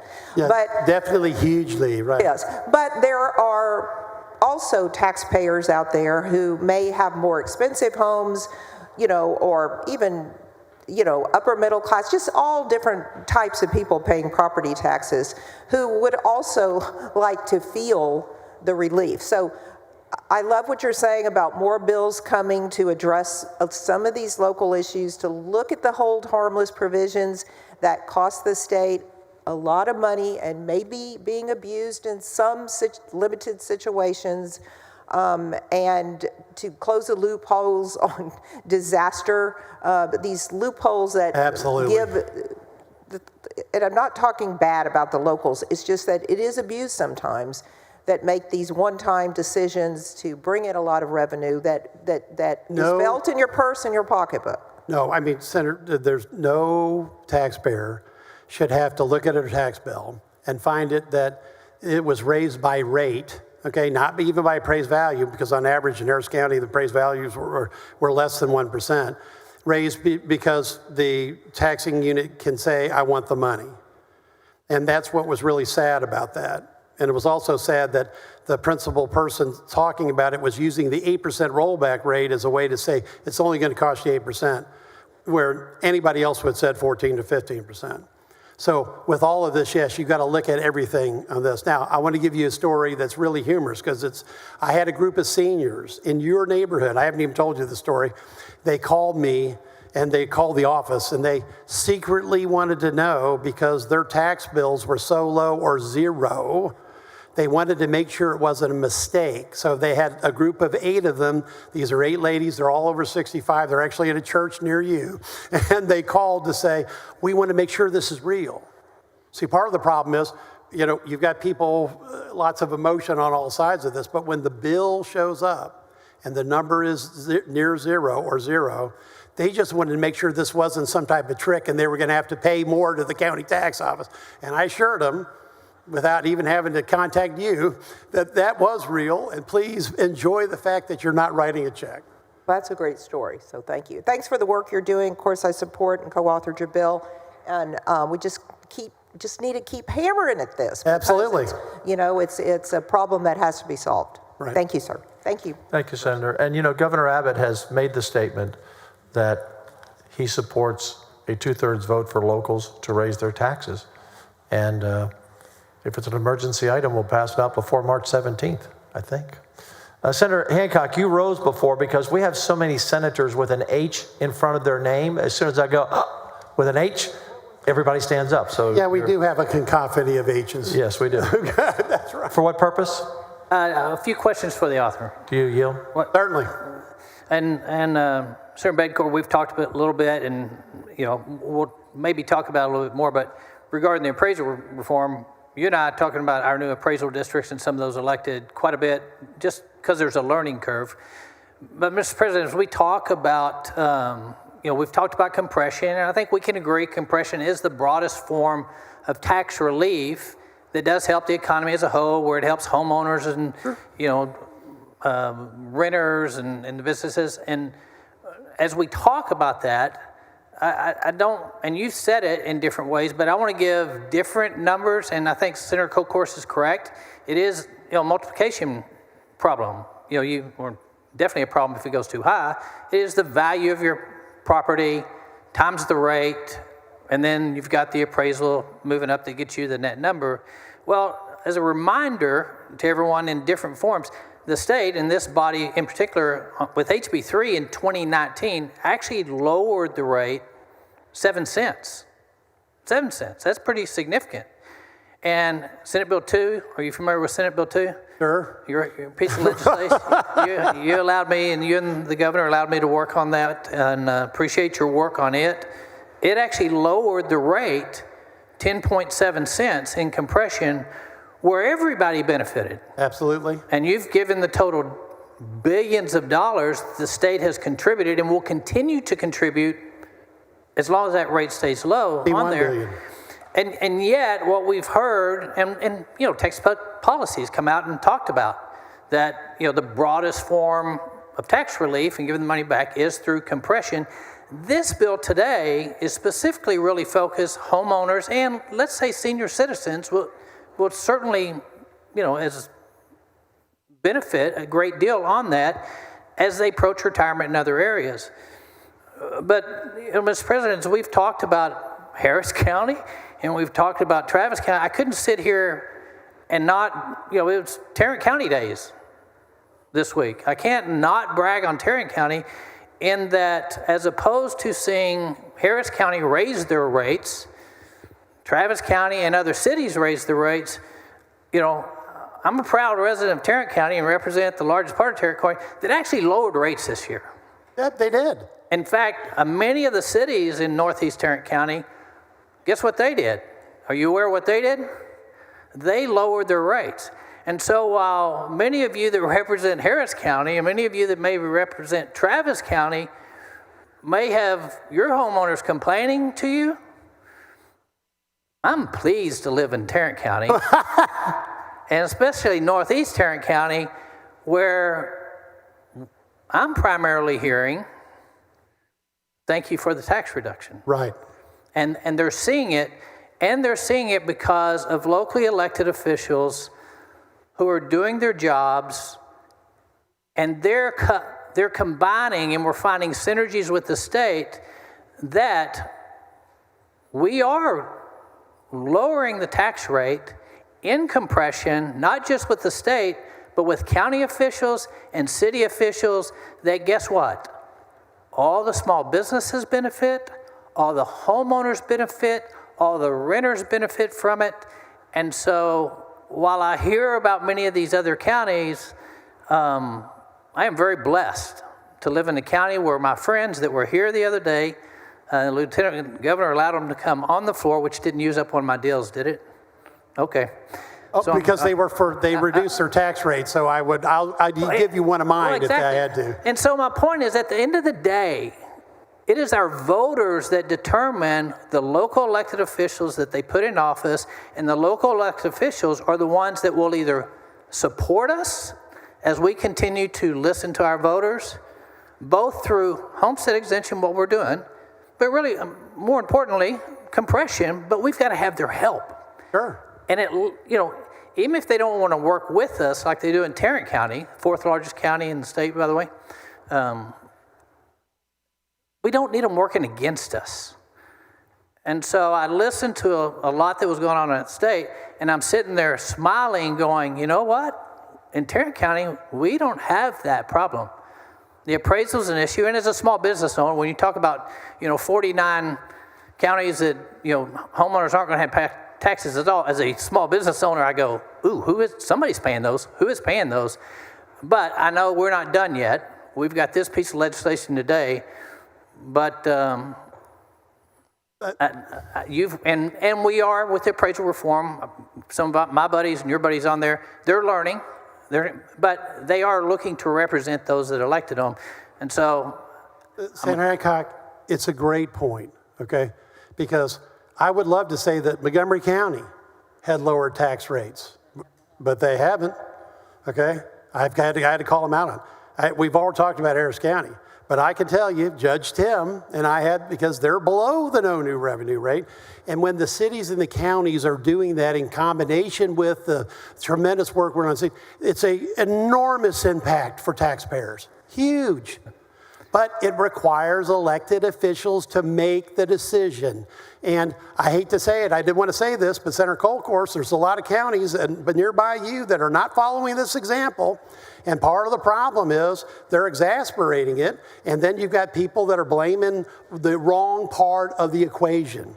Because, the right part of the equation is the taxpayers' advocates on City of Fort Worth, the mayor, the judge, that have lowered those rates. Okay? We have many cities that lower the rate. No, and you're right, and it's a ton of them. And what's so fascinating is you remember in 2016 when we went to Arlington, your area was completely the tax and spend area.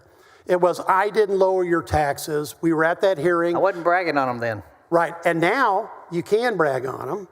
And because we have put $51 billion into this, $34 billion has been into compression, only 17 on homestead exemption. But you have to have the elected officials. And Mr. President, if I could add, the 2/3 number, which I think is a great number, I think it should be applied to the elected officials, not the voters, because I'm not sure that you can have bond issues with higher majority vote. But why don't we apply the 2/3 vote to the elected officials so they realize they're not supposed to be raising taxes and they have to have a 2/3 supermajority to do it?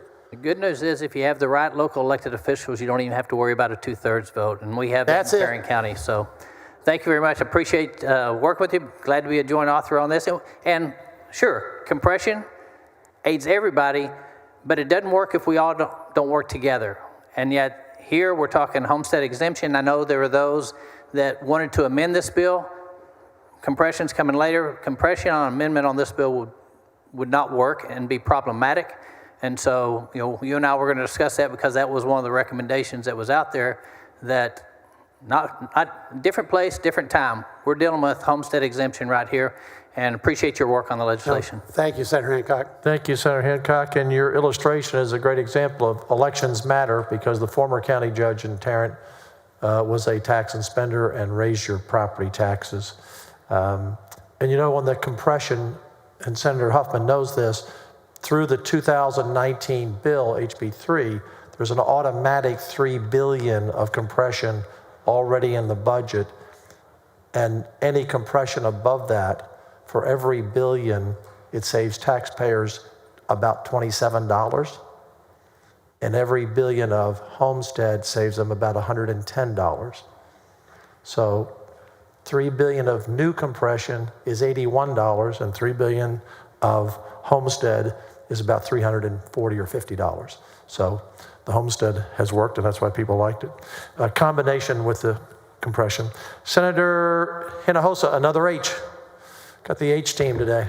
Thank you, Mr. President. Will Senator Betancourt yield for a couple of questions? I yield, Mr. President, but I think the H team outnumbers the B team at this point.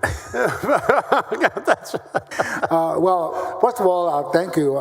The number one complaint that I receive from my constituents, year in and year out, is about property taxes. And we have done a very good job in keeping property taxes low with our school districts. But I think we did a thorough discussion on the other issues dealing with the other local governmental entities. And I think one of the worst votes I ever taken in the Senate was when I voted against the property tax cap. And the reality is that here, it's the state who's picking up the tab with property tax, not the school districts. Right. But what happens is, and I think it's been alluded to and discussed by Senator Middleton, Senator Colchrist, Senator Huffman, is that we have all these other entities, cities, counties, community colleges, special districts, that continue to raise their taxes, even though we have a cap on it. So hopefully we will come up with at least some other ways, as you call them, loopholes, but trying to have them more accountable to the taxpayers, because bonding is also a big issue with the school district. Some of the school districts have hundreds and hundreds of millions of dollars in debt that at some point, at the end of the day, if not the present taxpayers, their sons and daughters or their grandkids will end up paying that debt.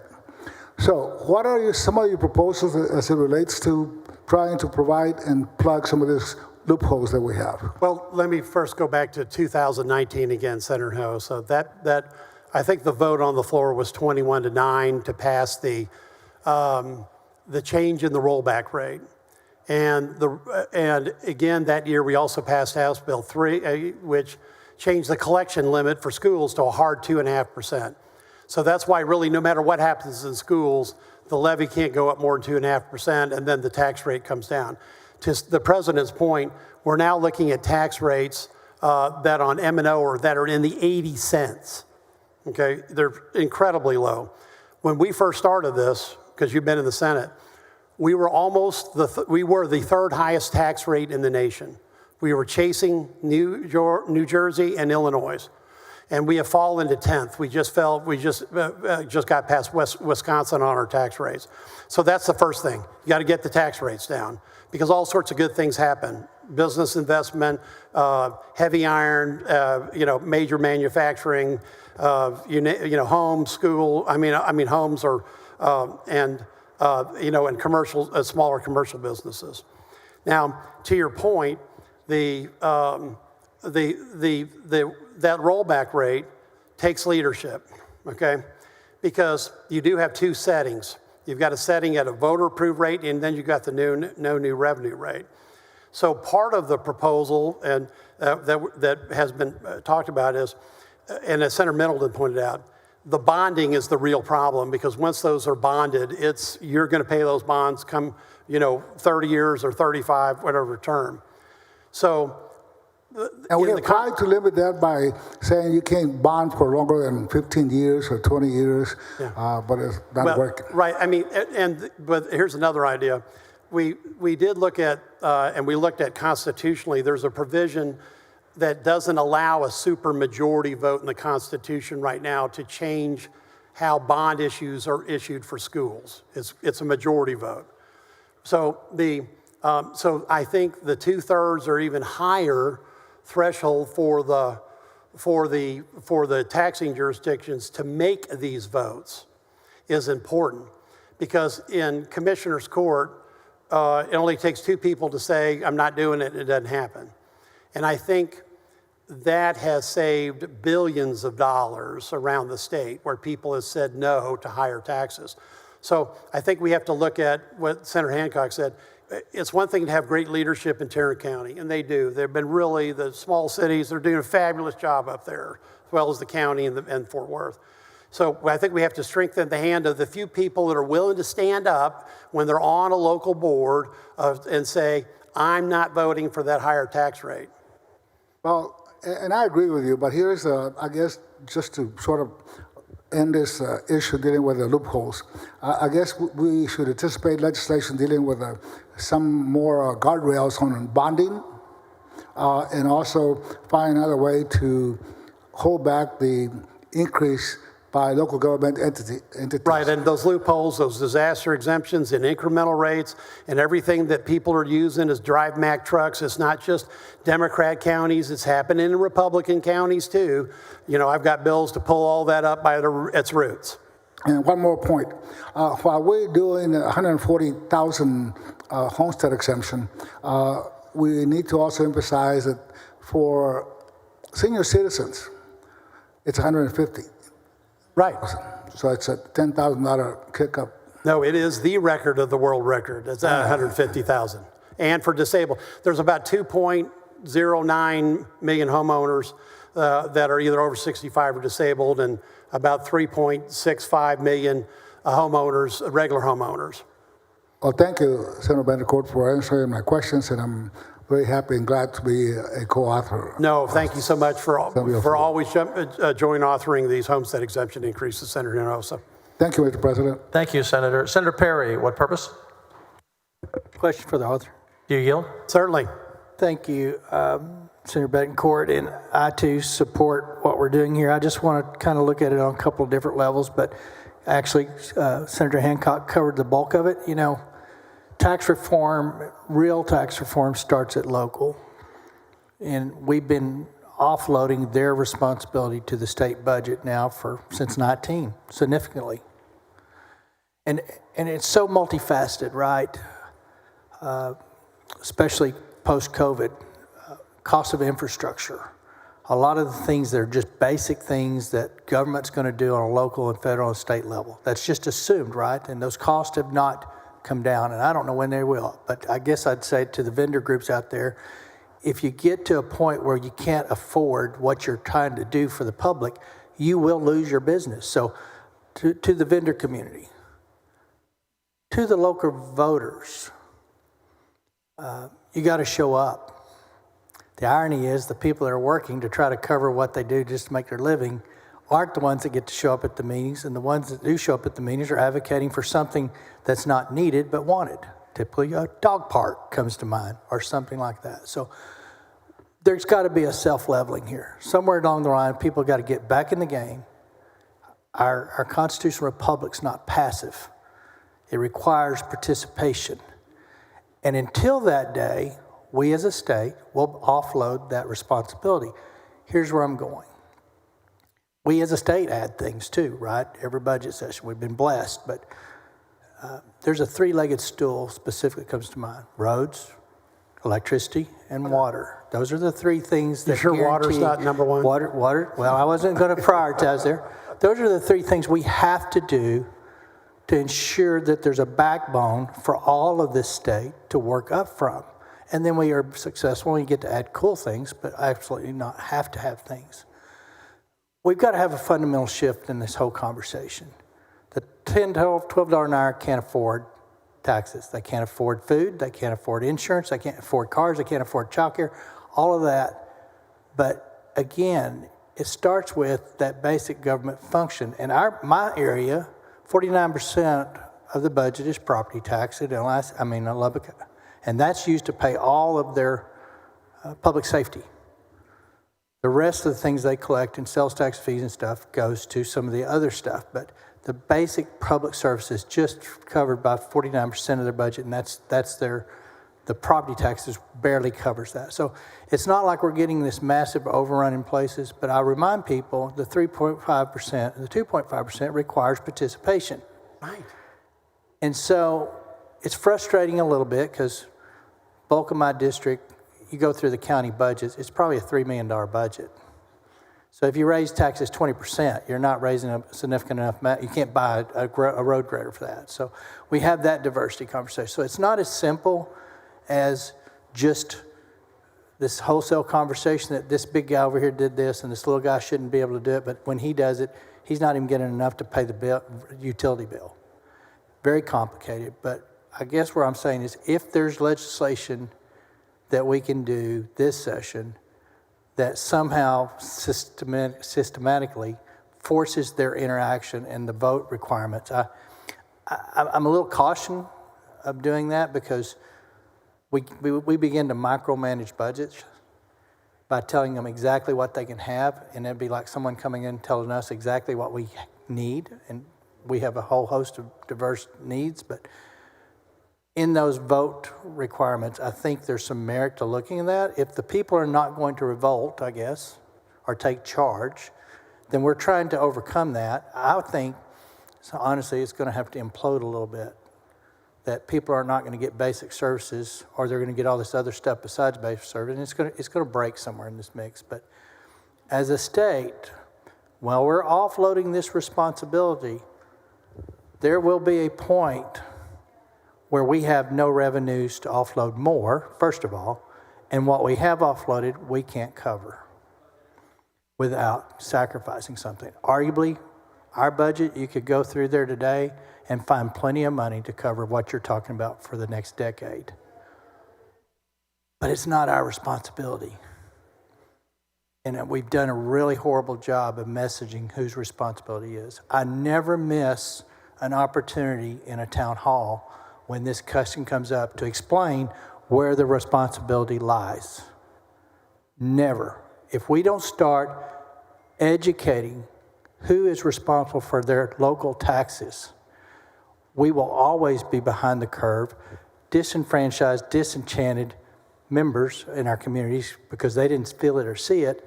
And at the same time, we're building a bill. I mean, 51 billion since 19, but in this budget, it's 32 billion if we vote for everything. And it's on autopilot for 4 billion a year or biennium going forward. We're fortunate to do that today. And I know the argument is, well, you'll just find something to cover it with. Okay. I'll be willing to make those cuts. I did it in 2011. But there's a point where we're sacrificing the three-legged stool. And the three-legged stool is the only thing that this state is responsible for, to put in an environment where everybody in the state has an opportunity to build off the spine. So I'm very cognizant as we go through these and keep layering our responsibilities for something the locals haven't done that they need to do. So we need to encourage through whatever statutory mechanism to make that happen, as much as slippery slope. But that might get their attention, and then we can pull it back. But our locals have to engage this. So I support how we better make that process work. I'm also wanting to point out we have some basic responsibilities. We do a lot of good things outside of those basics, but we're going to squeeze. The school districts think we're going to make that bill every session, no matter what comes. It's a significant amount of money right now. It is. And so our baseline budget is reset. It's post-COVID. It's bigger than pre-COVID, but we're not going to see 20% increases in cash flows. We're not going to see those. So I just have a little bit of a different flavor. We can't afford taking their problem on, and we need to do a better job of explaining to them what it is. Fort Worth, I will say Lubbock Council has got good leadership in there. It's hard for an Aggie to admit. But Lubbock was the first county that used SB2 in 2019 the right way. Right. Because the sheriff said, I need some help with the jail. He made the case to the citizens. The citizens said, you know, you're right. We'll vote for it. Took it to a vote. You did.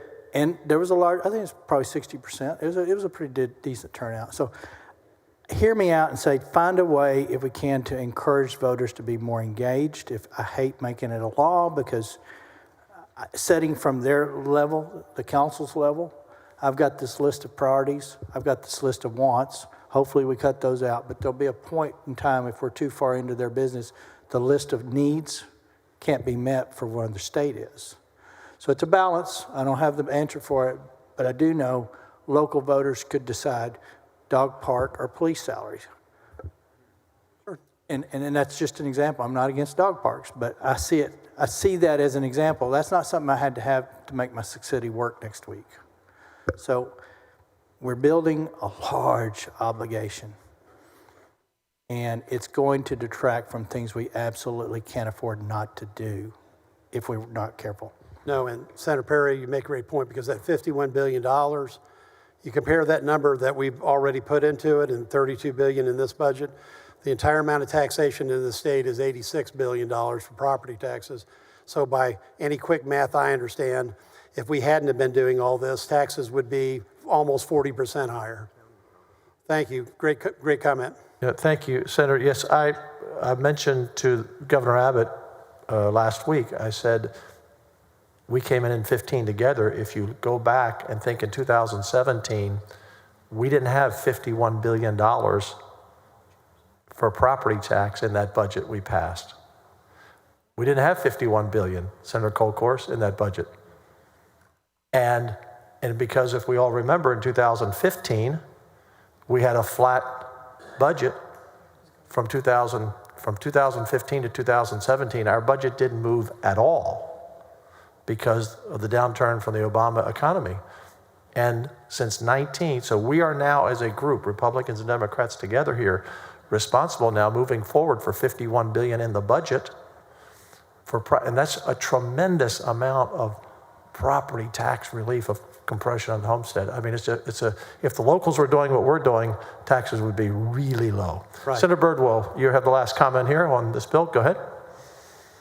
Do you yield, Senator? I always yield to the higher military authority. No. Look, with all respect and courtesy, your work on property taxes and all the work that this entire body has done under your leadership has been phenomenal.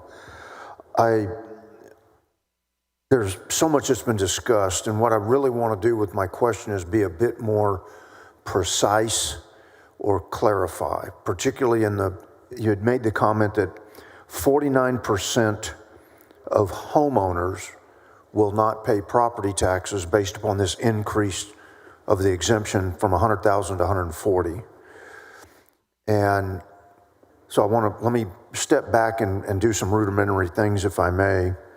If I could be precise, 49% of the school districts have an average value less than 140,000, and that means the average homeowner in those school districts will pay Zero for their M&O taxes, on their not M&O, counting their INS debt. You got it, right. Because getting to what Senator Perry said a moment ago, we don't want to create the impression that the INS, while last session there was a large chunk appropriated to INS debt statewide, does this homeowner's exemption apply to the INS, which is interest in sinking? So for those that are watching, if the local folks go vote for a performing arts center or technology insertion in the classroom or, the football stadium, and I know that's happened a lot. That's how previous tax cuts got consumed back in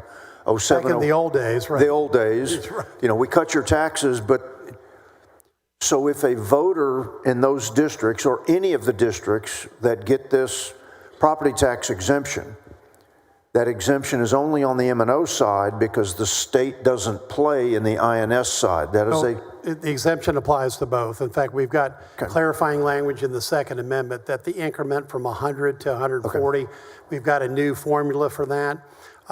It doesn't give the school districts any more money than they have now, but it doesn't take anything away. But to the homeowner or the homestead, they won't pay if their value is $140,000 or less. They won't pay on that regardless. On M&O or INS. Right. But it certainly depends on. The exemption is flat in the sense of what it is. The exemption is flat and universal. But there may be some school districts that their INS rate might be 48% of the total tax bill, and there's others that the INS collection may be down in the 17-18%, depending upon what the voter does on bond issues. Because here's the thing that I want those voters to understand is that with this bill, if you're in that circumstance that you described of 49% that won't pay property taxes, be very guarded about walking to the ballot box and voting for the next neat thing, because you might be the one adding to your property taxes that takes your rate above or takes that rate to a point above the 140,000, where you're now having to go back and start paying again because of what you voted for locally. Right. You could get caught into the trap of, voting for what you want, but not maybe what you need. Correct. And more importantly, because we've had these discussions, it's really because of the Article 3, it's pretty clear that you have to have a majority vote, not a supermajority vote for bond debt. Okay. Right. So you can't, without changing the Constitution, make that a 2/3 vote of the public. Right. But one of the main reforms that we've made, and we've made a lot, Senator Paxton, I could go on for hours here, is we put on the bond issue, and maybe a lot of people hated it, but it said, this is a tax increase. Right. Yeah. And it drove a lot of people crazy, still does, but it is. Right. So that warning is still there. Right, because what I don't want to have happen here is those voters because I'm sure some of those school districts are in my district. I don't want those voters to say, I'm not having to pay any property taxes. I now have no motivation to not analyze those bond issues and in fact vote for it if it wasn't needed and end up voting themselves, hey, what happened to my tax what happened to my tax reduction? And it's because you went to the ballot box and voted for something locally. One too many times, right. No. So that gets to Senator Perry, all the great discussion that's been done here. It wasn't my intention to ask questions, but because you've done great work here, but given the generalization some voters or some citizens might have taken in this conversation, I wanted to make sure we were absolutely precise. So thank you for your work, Senator. No, and in the committee, the head of the silver-haired legislature, Charles, is 87. And he is, quite a force. And I think Senator Gutierrez was pretty astonished that the silver-haired legislature had advanced to that age. But they already said the one thing that they'll never stop doing in that generation, they're never going to stop voting. That's correct. So, thank you, Senator. Thank you, Mr. President, members.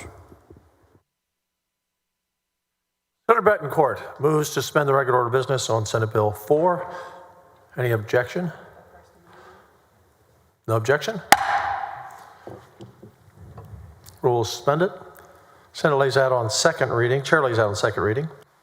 Secretary, SB 4, Secretary will read the caption. Senate Bill 4, relating to an increase in the amount of the exemption of residents' homesteads from ad valorem taxation by a school district and the protection of school districts against certain losses in local revenue. Members, the following amendment. And members, if we have anyone in the back, if you want to come out, if you want to look at the amendment, or just trust Paul and vote yes. Senator Betancourt, on your amendment. Yes, the floor amendment one's technical amendment. Clarifies the purpose where certain types of state aid can be used. Clarification of the appraisal districts will allow them to implement the increased exemption without confusion. Also directs the TA to use the calculated district schools maximum compressed rate at the voters will approve in November, along with the homestead exemption, because that was one of the issues in the cost going up to 22.7. And I want to thank Senator Perry because he sharp-eyed one thing that we had to put back in from the last one on bond debts to make sure that INS was correct. So I move adoption. Any objection? Hearing none. The amendment is adopted. The following amendment. Secretary will read the amendment. Floor amendment number 2 by Betancourt. We'll give it a moment to get to the back row, although there's no one in the back row over there. Senator Betancourt, on your amendment.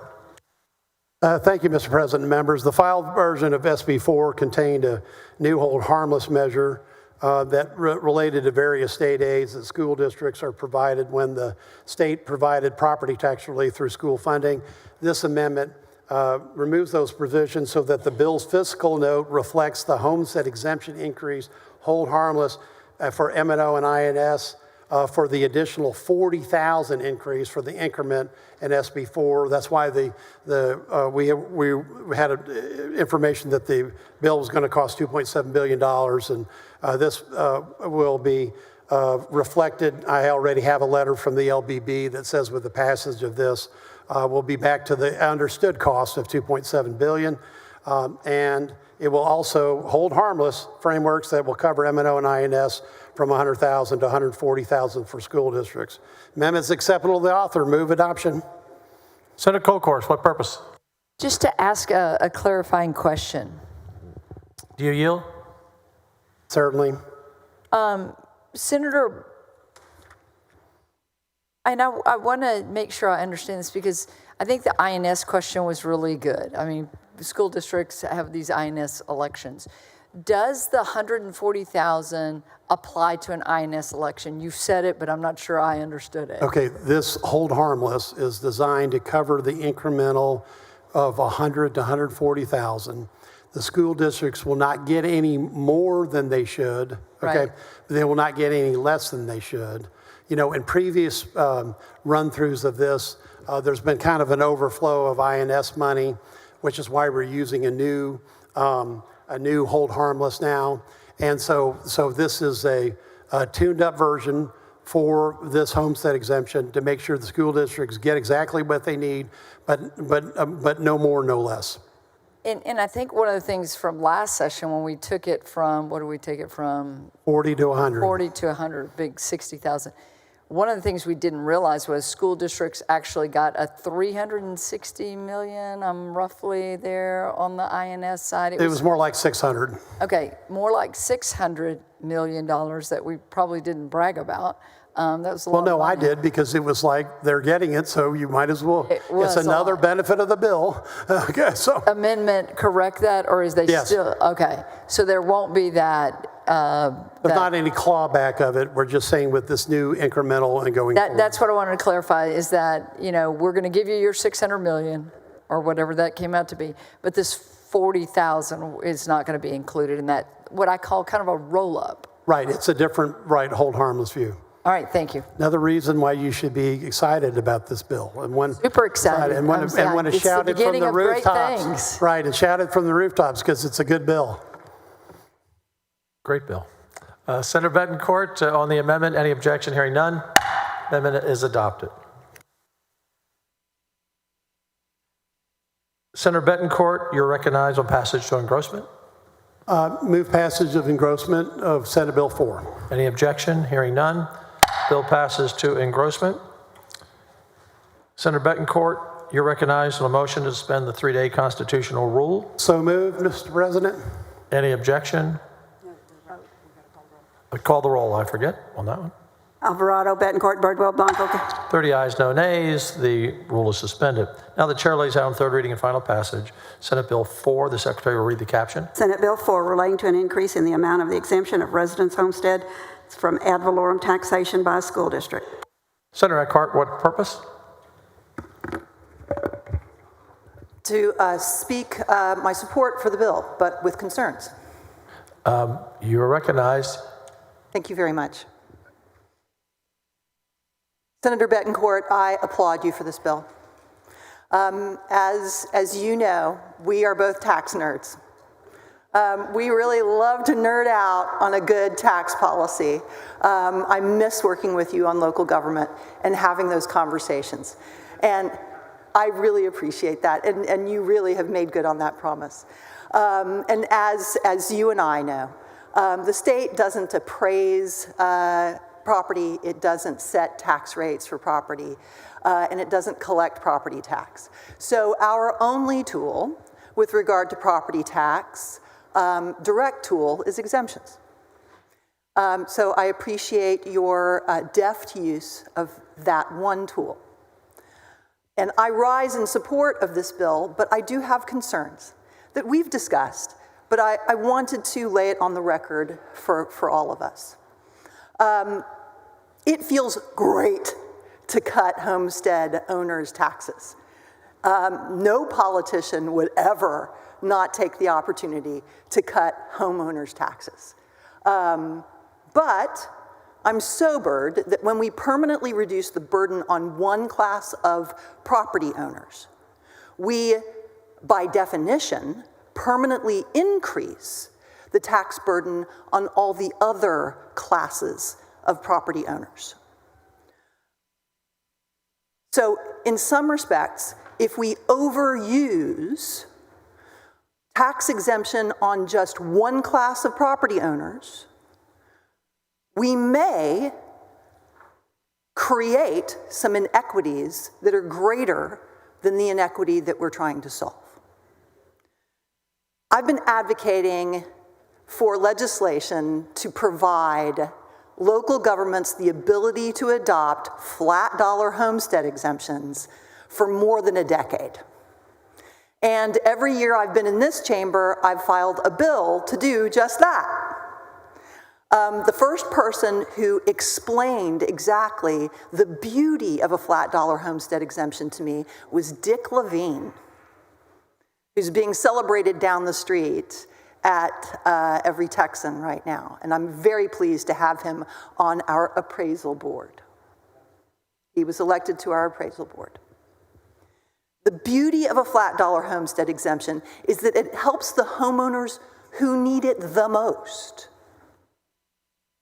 But in so doing, we move the burden onto homeowners with higher valued properties, non-homestead homes, which are often rental properties, and commercial properties, some of which are multifamily rental properties. This is a good thing and this is a good bill, but I want to caution, we can have too much of a good thing. Already non-homestead and commercial property owners are picking up the slack for the homestead exemptions that are already on the books. And I know this isn't a popular position, and I'm going to get, Senator Kolkhorst, just as you remarked, I'm going to get some responses from my constituents for what I'm about to say. And they are not going to agree with what I'm about to say. But these are the numbers. Homestead property represents about 1/3 of our market value in Texas, but it represents only 1/5 of our taxable value. And that's because of the already existing exemptions that we provide to homeowners.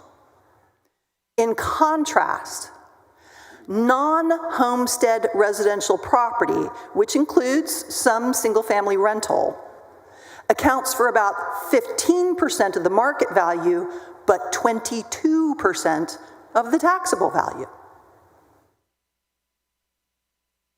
Now, also, business property, which includes some multifamily rental, represents about 40% of our overall market value in the state of Texas, but it represents over half of our tax appraised value. So, the reason why I bring all these numbers up is that it shows our collective decision, both state and local decisions, to tax homeowners less than we tax other property owners. Proportionally. This is a policy I support. I'm not bringing it up because I don't support it. I think it is good policy that we tax homeowners less than other property owners. But we can go too far. As Senator Bettencourt remarks, there are 49% of school districts in which the homeowner value average value is $140,000, which means half of the homeowners in 49% of the school districts will now have 0 property tax investment in their local public schools. This is great for them, and I am happy about that, because 25% of homeowners in the state of Texas are housing cost burdened. And that's going to be great for them. But 50% of renters are housing cost burdened. And this bill could increase the cost of rent for those renters if we don't continue to aggressively build more housing stock. And the state could join in the effort to aggressively build more housing stock by putting up state property that's appropriate for affordable housing. More units, more supply, demand is met, and prices come down. So I'm in favor of this bill, but I must remark, it is a good tool. But Senator Bettencourt says it is the most powerful tool. I disagree on that point. The most powerful tool this legislature could use to provide meaningful and long-lasting property tax relief is for the state to fully fund the state's obligations. As Senator Perry remarked, there is concern that we will not be able to sustain the buy down. Additionally, if we fully fund our obligations to public education in the form of an increase in the basic allotment and indexing it so it doesn't lose value to inflation, that would help every taxpayer. This would increase the per student investment that the state has not raised since 2019. Another obligation of the state that would relieve the tax burden for all local property taxpayers is for us to expand Medicaid to ensure the financial burden for the provision of indigent health care is not pushed down on local hospital districts' tax rates. When the state pays its fair share, local property taxpayers won't have to pick up our slack. That's our most powerful tool.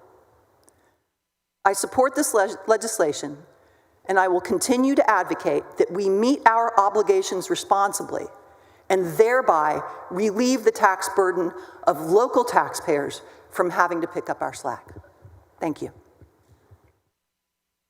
Thank you, Senator Eckhart. I join you in affordable housing. It's one of my priorities this session, as you know, a package of affordable housing so that cities do not make it too expensive with lot sizes and other regulations.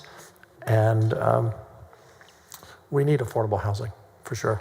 Senator Kolkhorst, do you have a close? Thank you, Mr. President. This is the first time I've ever closed on a Senate bill that I wasn't the author of. And I think it's really important that we do celebrate today. And Senator Bencourt, thank you, and so many through the years that have worked. I am one of the few members in this body, which maybe I'm dating myself, but Senator Dean Zaffirini, we celebrated you today and all the many years that you have been here.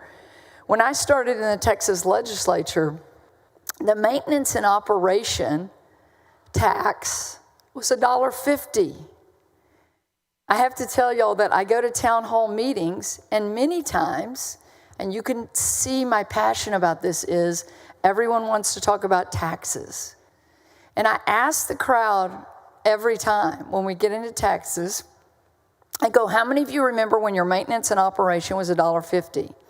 And without fail, it is 0 to 2 people. There might be 150 people in the room, and I see Senator Sparks shaking his head. There might be 150, there might be 200 people, there might be 20 people, but no one remembers that it was at $1.50. Governor Perry was our governor at the time, and I'll never forget his chief of staff calling me and saying, what would be meaningful tax relief? And I said, you have to go down by at least a third. You got to go to $1. And we did it in 2006. And that was great. And you couldn't go above $1.04, and if you did, you had to have a tax ratification election, and all of you might remember. I just want to say that when you talk about $51 billion of tax relief, that is real. It's incredible. We're now down compressed to 68 cents. We're going to compress a little bit more.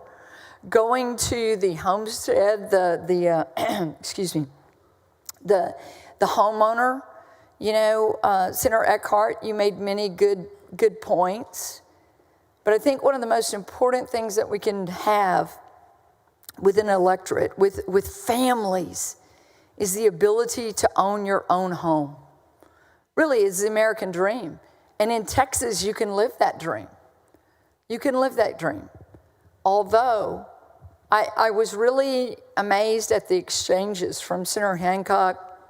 I think, Senator Huffman, you made some great points. I hail from an area very close to Houston. I have Montgomery County in my district now, and Harris County as well. And those property owners didn't see these savings. So my passion in standing up and saying to Senator Bencourt and all of us is, we're challenged to do better, to do more. Is this real? Yes, but for some of those that we represent, it disappeared. For some of us that represent MUDs, that Senator Huffman talked about going up 22%. My goodness. You can see why we get the phone calls and the attacks on emails. And it's not an attack, it's just them raising their concern.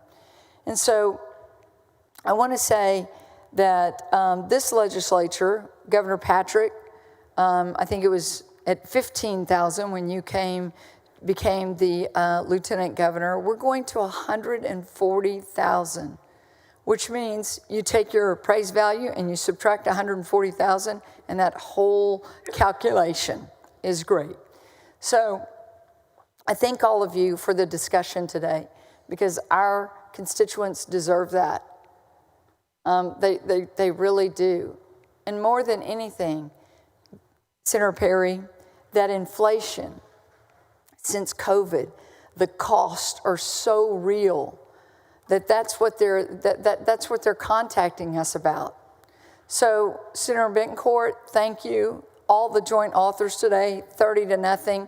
It is a great start to, like I said, a wonderful session where we close loopholes and we give more voice to the local people. And I'm challenged today to go back to our locally elected officials, Mays, and say, hey, why is Tarrant County at a different place than where all of our counties are? Thank you, Mr. President. Thank you, Senator. Senator Bettencourt. Moose. I can recognize you to close if you'd like. It's been a long discussion. Well, it's been a long discussion, but I want to thank, first off, Lieutenant Governor Patrick, for your ironclad, unwavering leadership on this issue for now 22 years. I want to thank all the members of the Senate that signed on to the joint authorship, and I want to give a special shout out to the 5.7 million homeowners in the state of Texas, and just tell them that more property tax cuts are on the way. And with that, I move final passage of Senate Bill 4. Secretary will call the roll. Alvarado, Bettencourt, Birdwell, Blanco, Cook. 30 ayes, no nays. The bill is finally passed. Thank you, Senator. Thank you, members. Mr. President.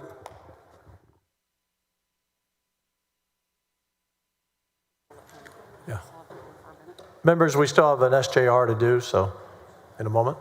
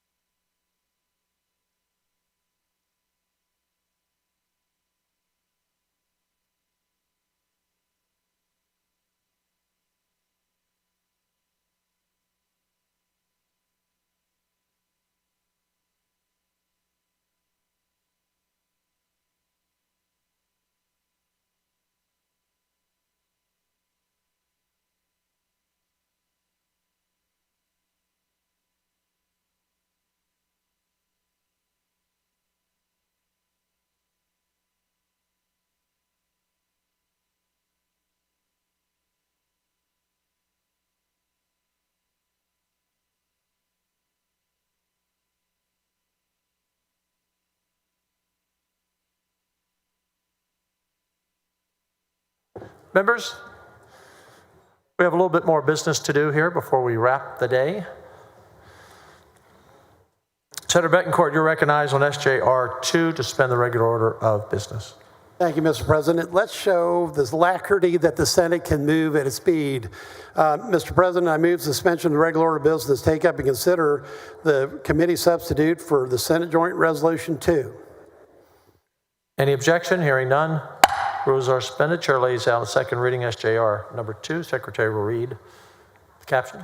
SJR 2, proposing a constitutional amendment to increase the amount of the exemption of resident homesteads from ad valorem taxation by a school district. You recognize on passage to engrossment. Thank you, Mr. President. I move passage of SJR 2 to engrossment. Any objection? Hearing none. Bill passes to engrossment. Senator Betancourt, you recognize for motion to suspend the constitutional 3-day rule. So moved, Mr. President. Secretary, call the roll. Alvarado, Betancourt, Bardwell. 30 ayes, no nays. Rule suspended. Chair lays out third reading and final passage, SJR number 2. Secretary, read the caption. SJR 2, proposing a constitutional amendment to increase the amount of the exemption of resident homesteads from ad valorem taxation by a school district. You recognize the final passage. Thank you, Mr. President. I just enjoy the opportunity to give all the taxpayers and the voters of the state one more opportunity to vote for a record homestead exemption, and they will do so if this bill passes the House. I think they will do it en masse, and with that, I move passage, final passage of Senate Joint Resolution number 2. Secretary, call the roll. Alvarado, Betancourt, Bardwell. 30 ayes, no nays. SJR 2 is finally passed. Congratulations on both. Thank you. Thank you on that, Mr. President. Thank you.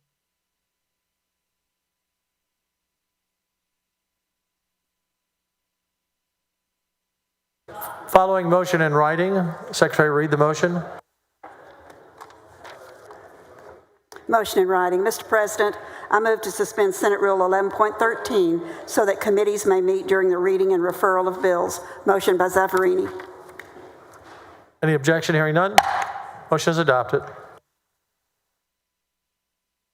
The President's desk is clear. Any announcements?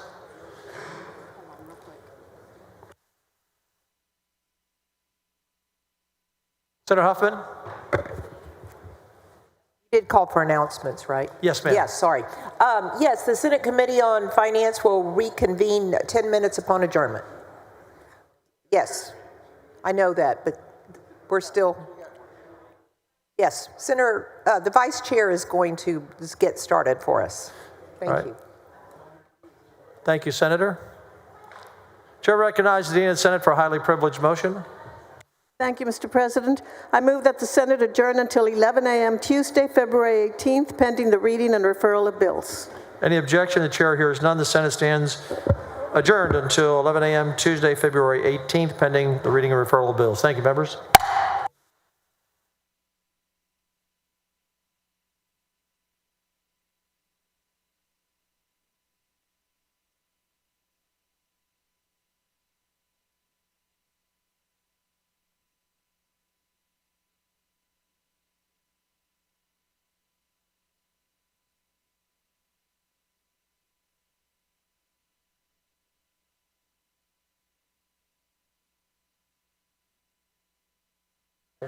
Senator Creighton? Yeah.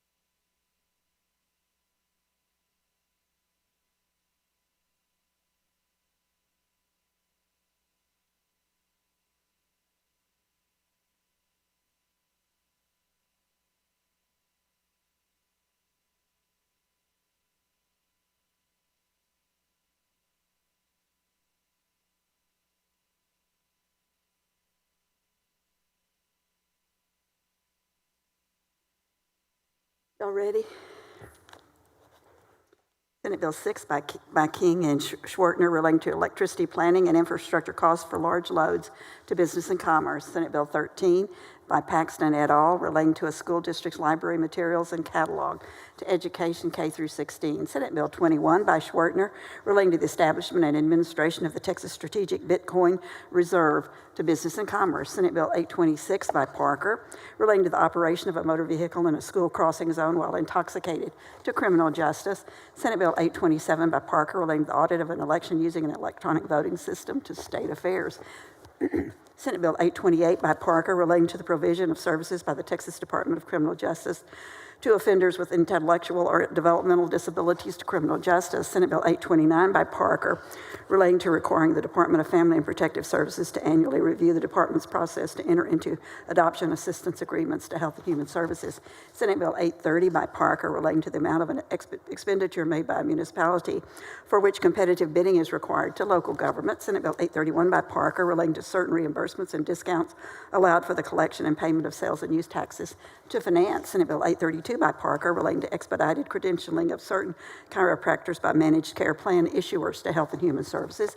Senate Bill 833 by Johnson relating to conditions applicable to health benefit plan coverage of in vitro fertilization procedures to Health and Human Services. Senate Bill 834 by Johnson relating to the eligibility of certain persons younger than 18 years of age to pre-register to vote to state affairs.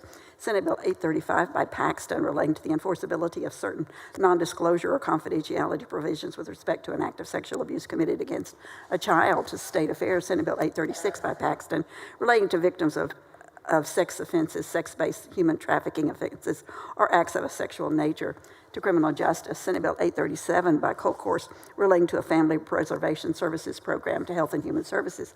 Senate Bill 838 by Hinojosa relating to requirements for subscription service contracts to business and commerce.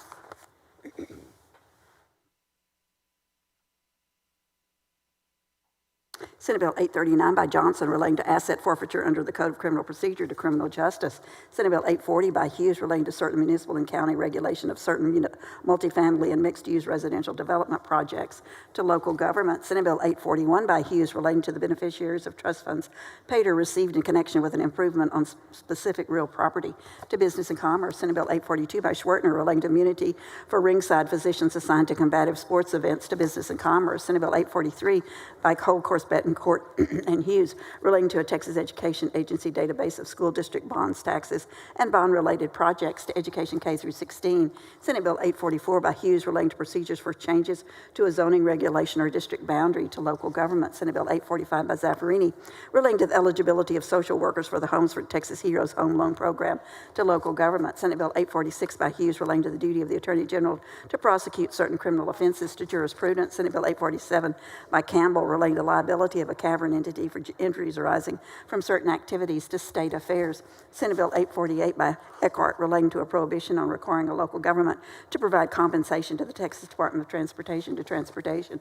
Senate Bill 849 by Middleton relating to orders providing for the conservatorship of or possession of and access to a child by the child's parents in a suit affecting the parent-child relationship to state affairs.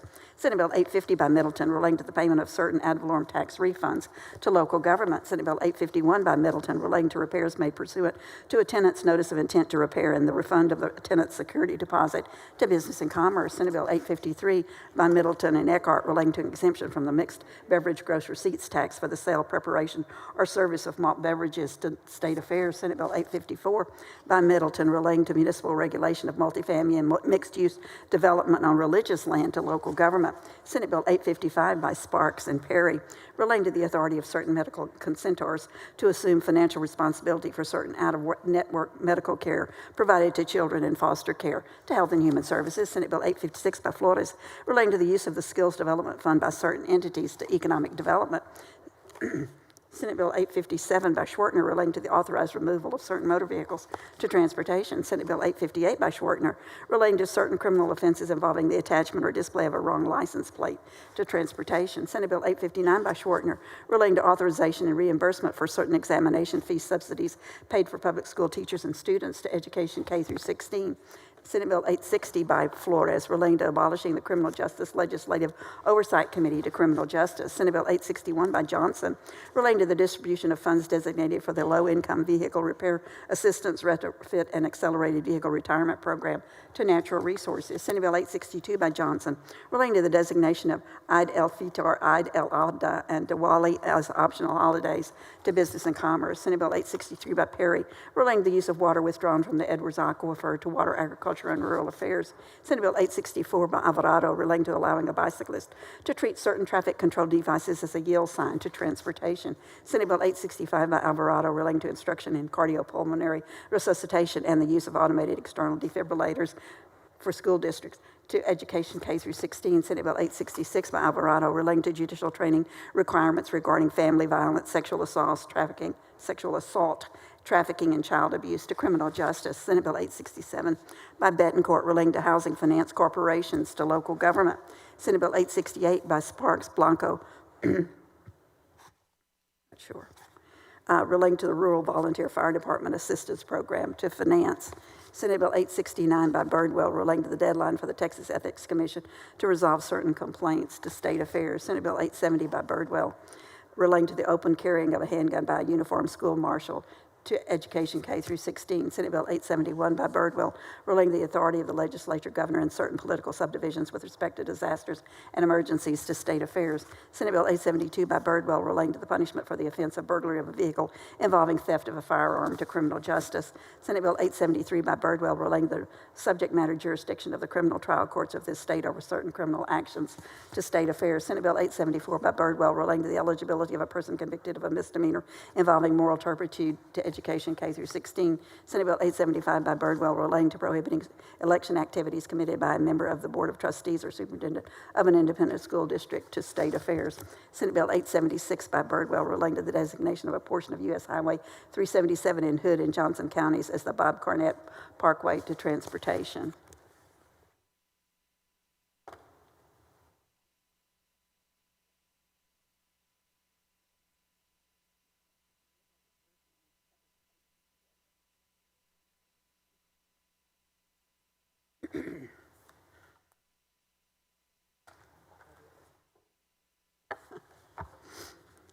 Senate Bill 877 by Parker relating to the creation of the Office of Inspector General at the Texas Education Agency to education K through 16.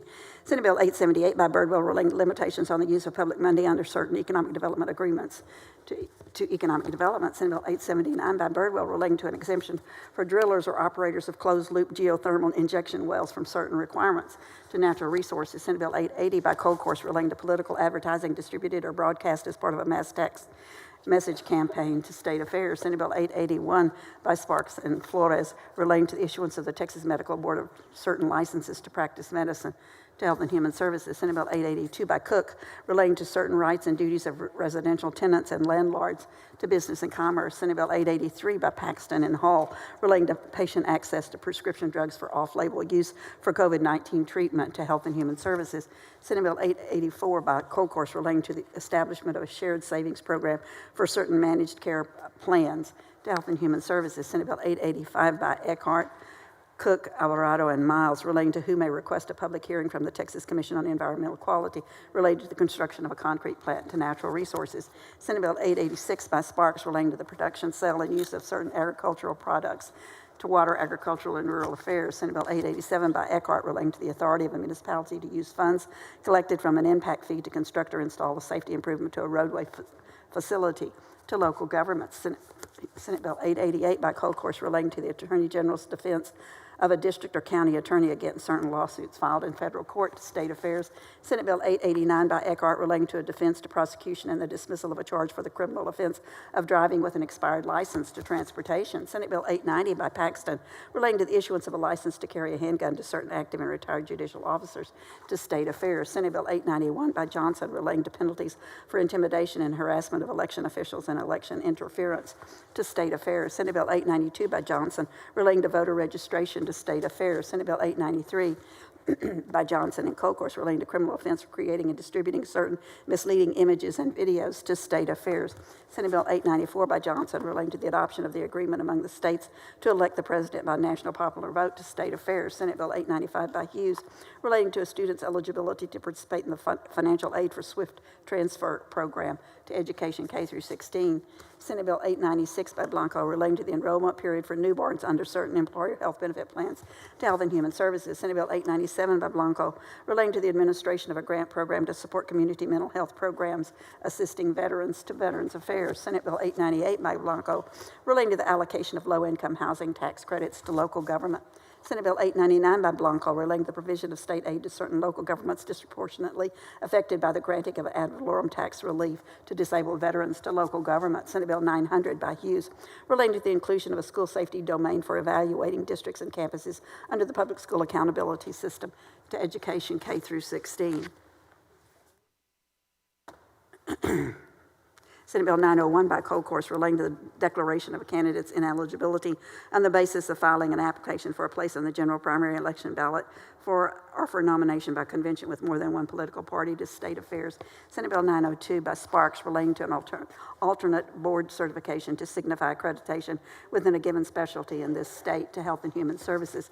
Senate Bill 903 by Sparks relating to continuing education requirements for certain physicians regarding adoption to Health and Human Services. Senate Bill 904 by Zaffarini relating to the licensing and regulation of hearing instrument fitters and dispensers to Health and Human Services. Senate Bill 905 by Zaffarini relating to the licensing and regulation of speech-language pathologists and audiologists to Health and Human Services. Senate Bill 906 by Blanco relating to the authority of the Isleta del Sur Pueblo Commission Peace Officers to criminal justice. Senate Bill 907 by Blanco relating to bill payment assistance programs for utility customers offered by certain municipalities to local government. Senate Bill 908 by Blanco relating to the regulation of certain firearm transfers to state affairs. Senate Bill 909 by Blanco relating to the issuance of permits for producer dairies in certain areas of the state to water, agriculture, and rural affairs. Senate Bill 910 by Blanco relating to the establishment of a grant program to support the elimination of illegally disposed of scrap tires to natural resources. Senate Bill 911 by Blanco et al. Relating to the licensing and regulation of certain advanced practice registered nurses to business and commerce. Senate Bill 912 by Blanco relating to the verification of healthcare practitioner continuing education compliance through the establishment of continuing education tracking systems to Health and Human Services. Senate Bill 913 by Blanco relating to the use of hotel occupancy tax revenue by certain municipalities to economic development. Senate Bill 914 by Blanco relating to authorizing certain cities to change the date on which their general election for officers is held to state affairs. Senate Bill 915 by Blanco relating to a limitation on the amount of tuition charged by public institutions of higher education to education K through 16. Senate Bill 916 by Zaffarini relating to consumer protections against certain medical and health care billing by emergency medical services providers to Health and Human Services. Senate Bill 917 by Zaffarini relating to certain boiler inspection reports to Business and Commerce. Senate Bill 918 by Zaffarini relating to the licensing and regulation of orthotists and prosthetics to Business and Commerce. Senate Bill 919 by Zaffarini relating to a governmental body's response to a request for public information to Business and Commerce. Senate Bill 920 by Sparks relating to the administration of medication by open enrollment charter schools to education K through 16. Senate Bill 921 by Sparks relating to prohibition on conducting an ex parte renewal of a recipient's Medicaid eligibility to Health and Human Services. Senate Bill 922 by Hancock relating to the disclosure of certain medical information by electronic means to Health and Human Services. Senate Bill 923 by Hancock relating to fiscal impact statements for legislation imposing mandates on health benefit plan insurers to Health and Human Services.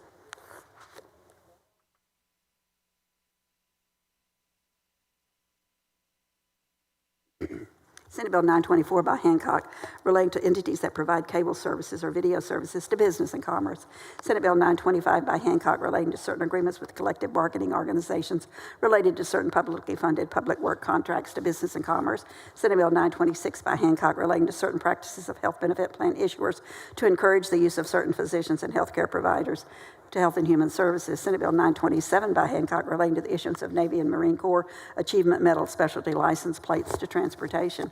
Senate Bill 928 by Johnson relating to the delivery, possession, and medical use of low THC cannabis to Health and Human Services. Senate Bill 929 by Johnson relating to deadlines and time of inception for mechanics and materialmen's liens to Business and Commerce. Senate Bill 930 by Eckhart relating to efficiency audits of Operation Lone Star to Finance. Senate Bill 931 by Hall relating to the process of canvassing elections to State Affairs. Senate Bill 932 by Hall relating to establishment of the Immigration Authority Delegation Training Grant Program to State Affairs. Senate Bill 933 by Hall relating to the location of meetings of the Board of Directors of a municipal utility district to local government.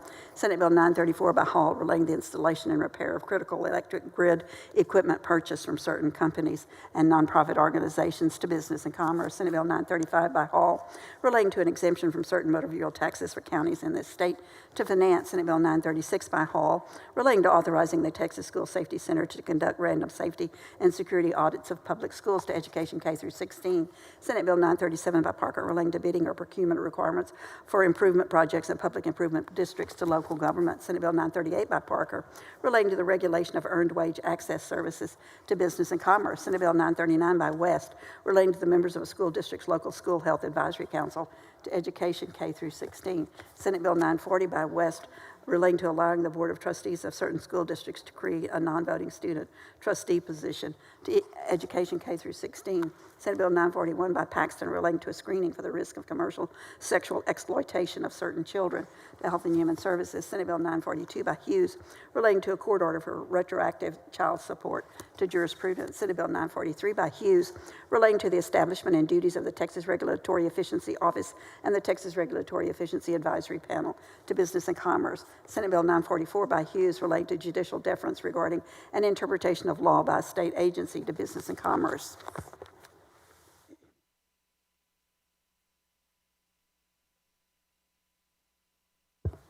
Senate Bill 945 by Hughes relating to the adoption of political shareholder proposals by insurers and insurer holding companies to State Affairs. Senate Bill 946 by Hughes relating to the prohibition on certain discrimination in the extension of credit to organizations based on social credit or value-based standards to State Affairs. Senate Bill 947 by Flores relating to a certificate of public convenience and necessity to provide water or sewer service in an area incorporated or annexed by a municipality to Water, Agricultural, and Rural Affairs. Senate Bill 948 by Johnson relating to the confidentiality of residential eviction case information to Business and Commerce. Senate Bill 949 by Parker relating to prohibitions on deceptive and unfair practices related to financial institutions discriminating in the provision of financial services to consumers to Business and Commerce. Senate Bill 950 by Johnson relating to a public hearing requirement for a proposal by the governor or the legislative budget board to affect appropriations and certain actions of the governor during a state of disaster to Finance. Senate Bill 951 by Johnson relating to the authority of the governor and the legislature regarding declared states of disaster to State Affairs. Senate Bill 952 by Johnson relating to a biennial report on certain contingent appropriations to Finance. Senate Bill 953 by Johnson relating to eligibility to request a deposition before bringing a civil action to jurisprudence.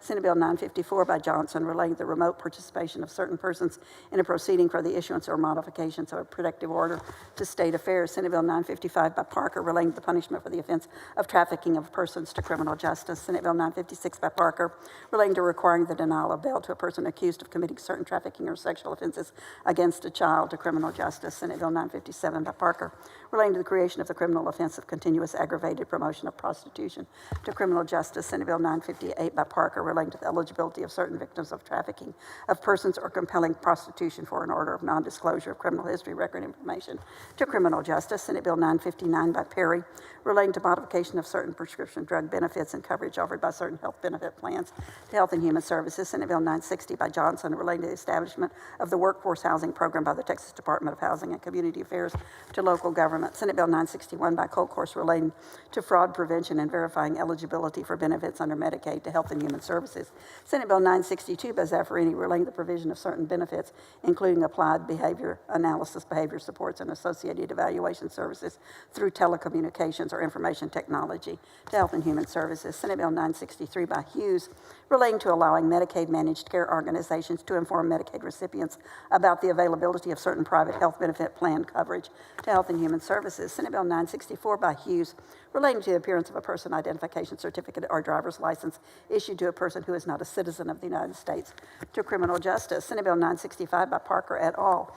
Relating to the right of a public school employee to engage in religious speech or prayer while on duty to State Affairs. Senate Bill 966 by Colcourse relating to the use of technology by public school students to education K through 16. Senate Bill 967 by Zaffarini relating to the age at which a person in this state may marry to State Affairs.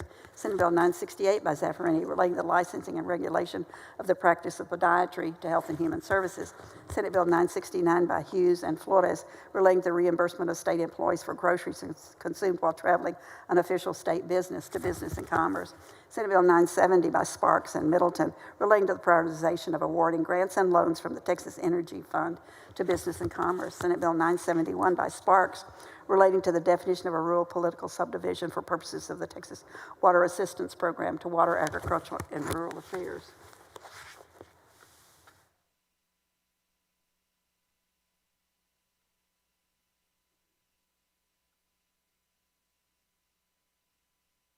Senate Bill 972 by Zaffarini relating to reimbursement rates for child care providers participating in the Texas Rising Star Program to Economic Development. Senate Bill 973 by Eckhart et al. Relating to the prohibition on posting on the internet information held by an appraisal district regarding certain residential property to local government. Senate Bill 974 by Eckhart et al.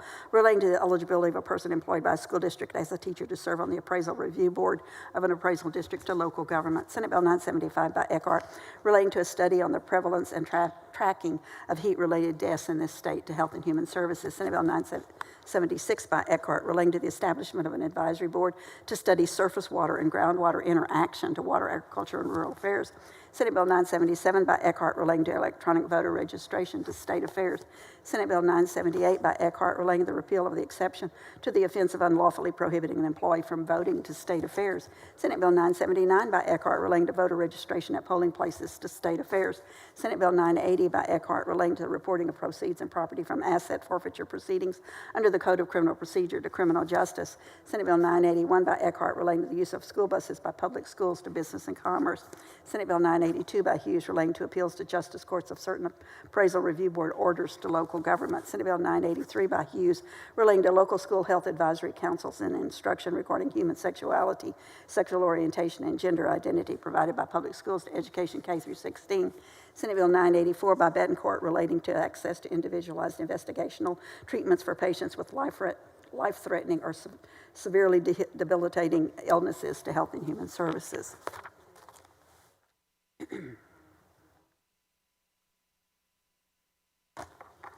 Senate Bill 985 by Betancourt and Paxton relating to the combination of certain election precincts to State Affairs. Senate Bill 986 by Betancourt relating to procedures under the Public Information Law, including expedited responses and charges for bad faith requests to Business and Commerce. Senate Bill 987 by Betancourt relating to the subject matter jurisdiction of the criminal trial courts of this state over certain criminal actions to State Affairs. Senate Bill 988 by Betancourt relating to increasing the criminal penalty for the offense of criminal mischief involving impairment of a motor fuel pump to criminal justice. Senate Bill 989 by Betancourt relating to criminal history record information for certain master magistrate, referee, associate judge, or other court official applicants appointed or employed to serve in a state court to criminal justice.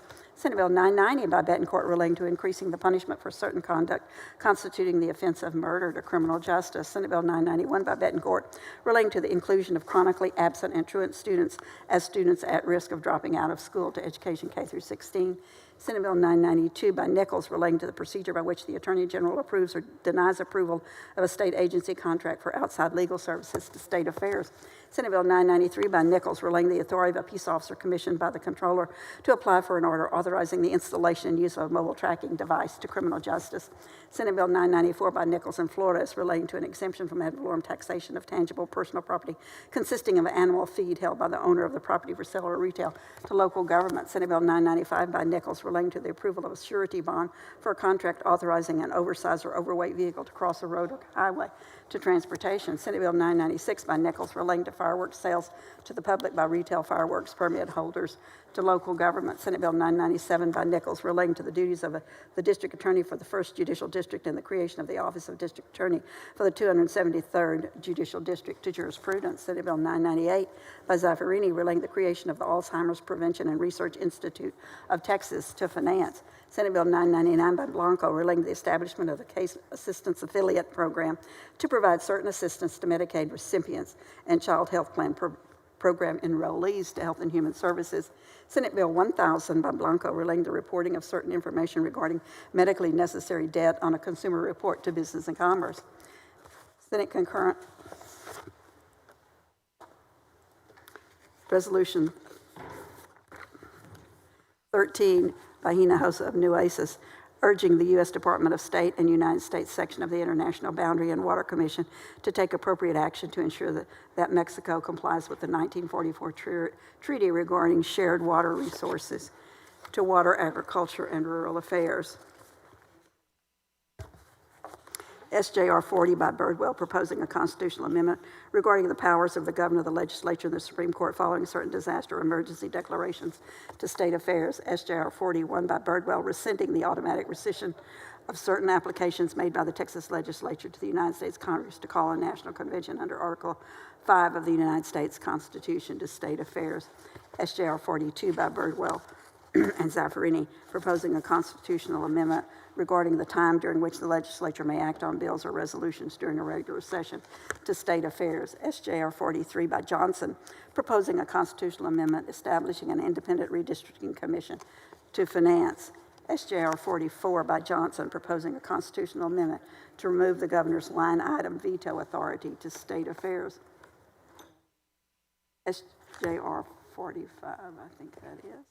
45 by Parker, proposing a constitutional amendment authorizing the legislature to enact laws providing for the denial of bail to a person accused of committing a trafficking or sexual offense against a child to criminal justice. SJR 46 by Nichols, proposing a constitutional amendment authorizing the legislature to exempt from ad valorem taxation tangible personal property consisting of animal feed held by the owner of the property for sale at retail to local government. SJR 47 by Zaffarini, proposing a constitutional amendment providing for the establishment of the Alzheimer's Prevention and Research Institute of Texas to finance.